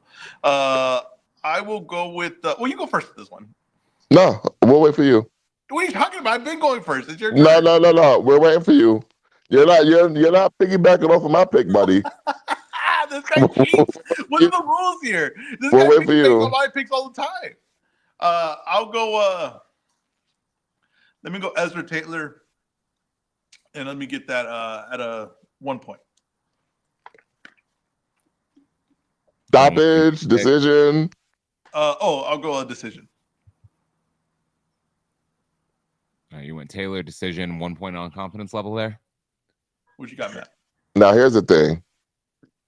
I want to take Ezra Taylor, but he trains with Malik Scott. I didn't know that when I made that pick. I don't know how I feel about that. Wait, real quick. Say that again. I said I wanted to take Ezra Taylor, but he trains with Malik Scott. That's how I felt when you said that right now. It was a spit take. It was a spit take. Wow. Yo, your wife is not going to be happy with you. Jesus Christ. This is why she put him in the garage. Exactly. But you know what? I'm going to take Ezra Taylor still. I'm going to take him by decision. And you know what? I might need the points, so I'm going to be a 5 on this one. Oh, wow.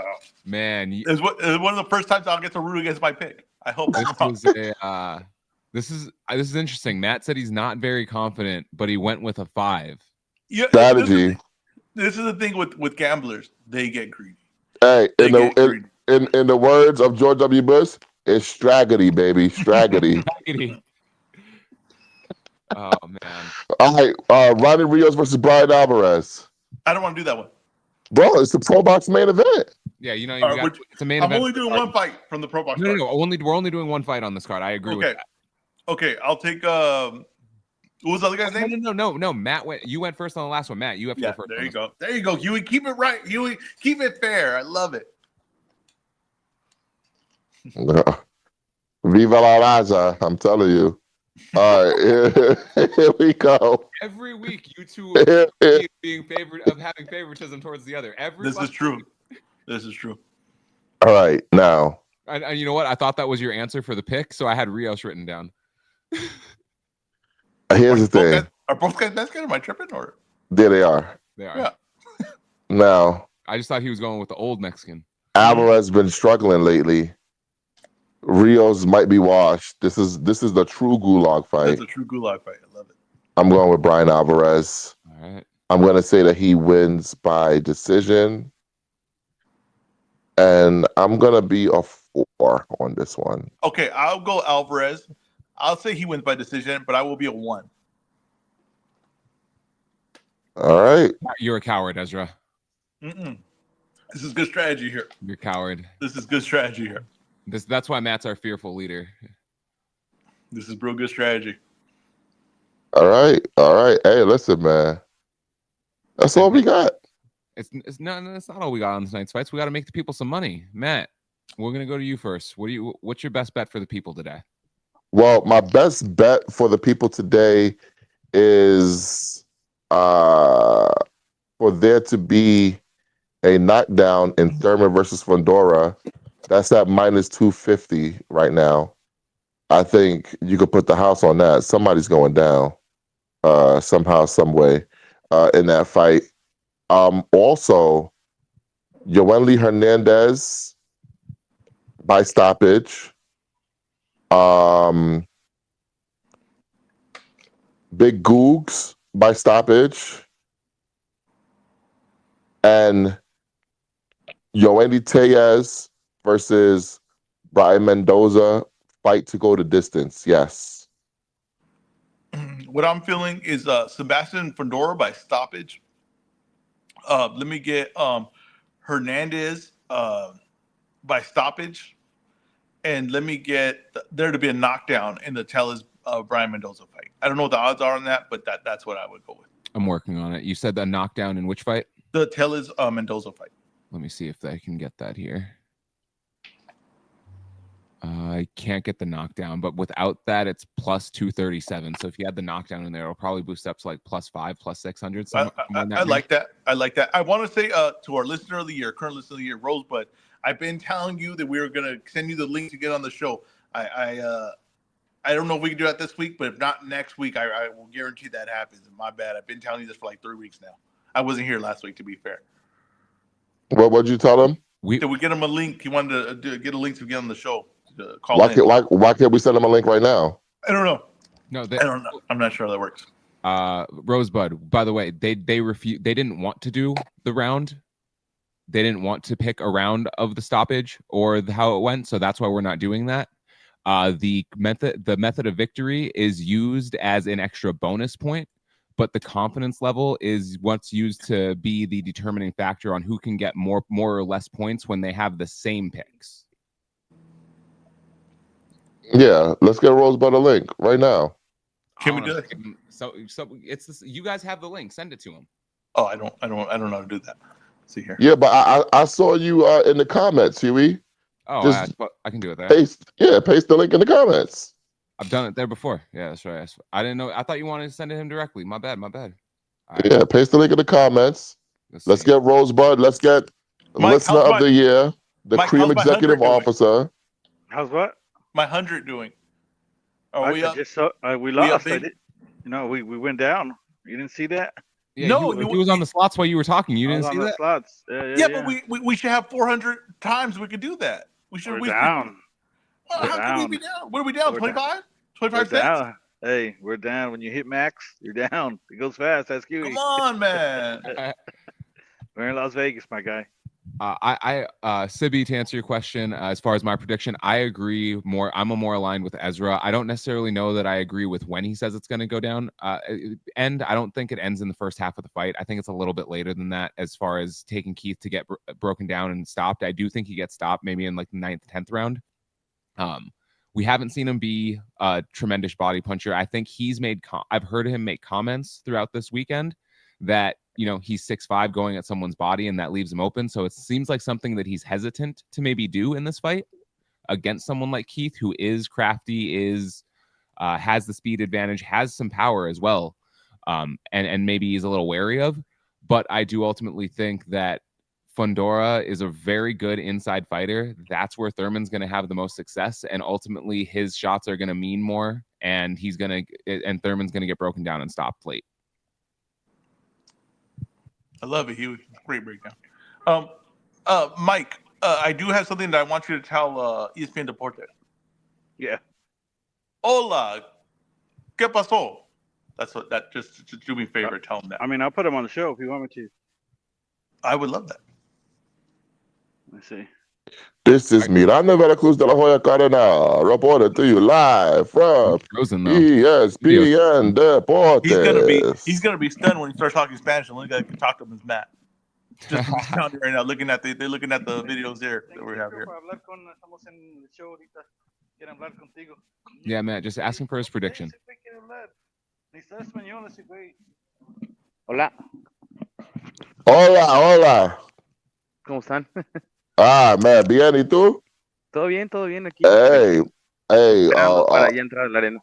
Sí. Fundora o Thurman, ¿quién es? Fundora Thurman, ¿quién? Ay, es pronóstico reservado, por favor. What translation on that? I don't know how to say in English, reservado. Es like pronóstico reservado. Mira, Keith Thurman es un gran peleador, un gran peleador que puede ser fácil que noquee a Fundora, pero Fundora es un peleador que aguanta, se puede sangrar arriba del ring y también puede noquear a Thurman por ahí del 6. Yeah, he said it's a great fight, but he's going to go with Fundora, basically. I love it. And then, okay, in English, sorry for that. He did say Thurman is a great fighter. Wait a second. Thurman is a great fighter because they have a long time in this sport, and he's a tough fighter. He have a punch. He can knock out, but Fundora is a tough fighter because he holds in he can get all the punches in the face, and he can take out the blood of the face and the head, but he never will surrender. Then I think also he have the enough punch to knock out Thurman at the 6th round. All right, man. Yeah. Hey, gracias, amigo. Tú tengas buena noche. Gracias, mucho gusto. Bye. Thank you. Hey, 6th round, same as me. 6th round. That caught me off guard. I didn't like that. I didn't like that he agreed. 6th round. Hey, man. Let me tell you something. Mike, I'm loving you on the ground, Mike. You know what?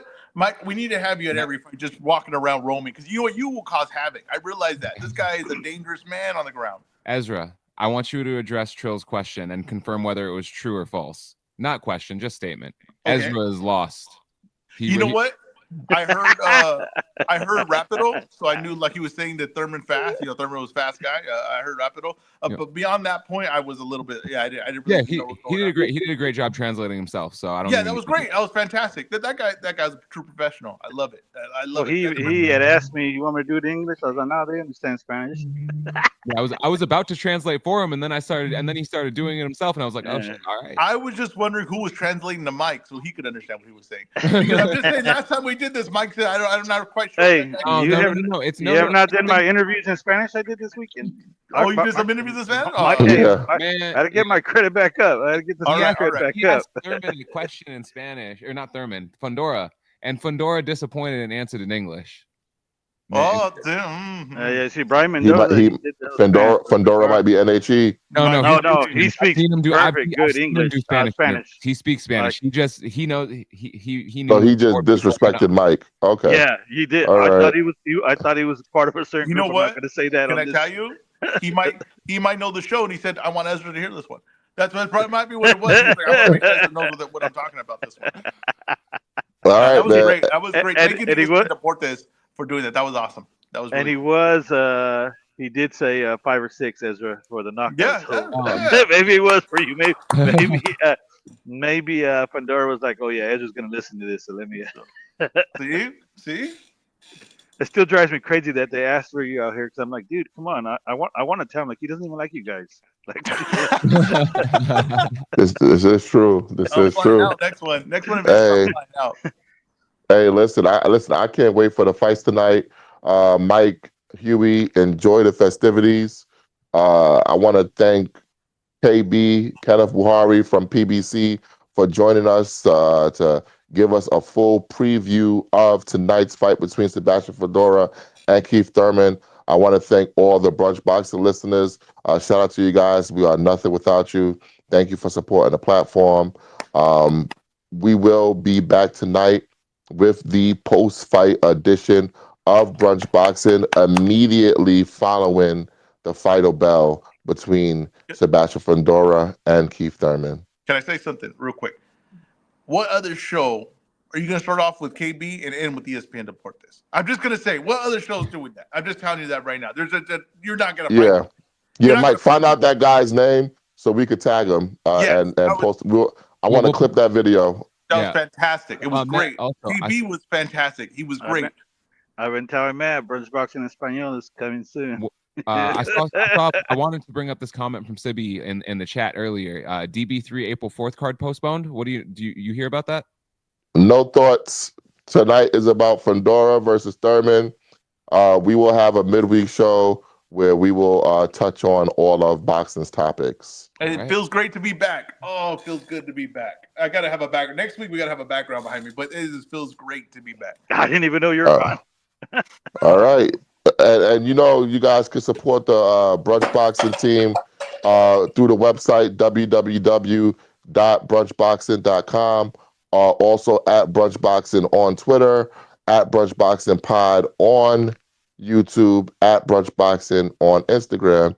And you guys know you can always hit the Cash App. I'm not above ask. Listen. I know Mike Coppinger said to Luke Thomas, "Hey, you asking people to support you with money." Yeah, well, I am too, guys. If it's good enough for Luke Thomas, it's good enough for me. Hit that Cash App, $, is that your face, support independent platforms. And I do have a quick announcement to make before we get off the show. I have officially joined Boxing Social as a contributor. I will be writing and producing content for the Boxing Social website. But that does not mean that you will not get all of me. Pause for Brunch Boxing, because Brunch Boxing is still here to stay. But you will see some of my work on Boxing Social. We signed on the dotted lines yesterday and made it official yesterday. So I just wanted to let you guys know that. Boxing Social kind of sounds like a dating app for people that like boxing. Hey now. Ezra, go ahead and shoot that 100 of Matt's Cash App that we just lost. But you got to go somewhere. It's got to go somewhere. 380 quarters left. Hey, you heard him. I will send you the link to my Cash App right now, Ezra, and I will show Mike the proof that you sent it.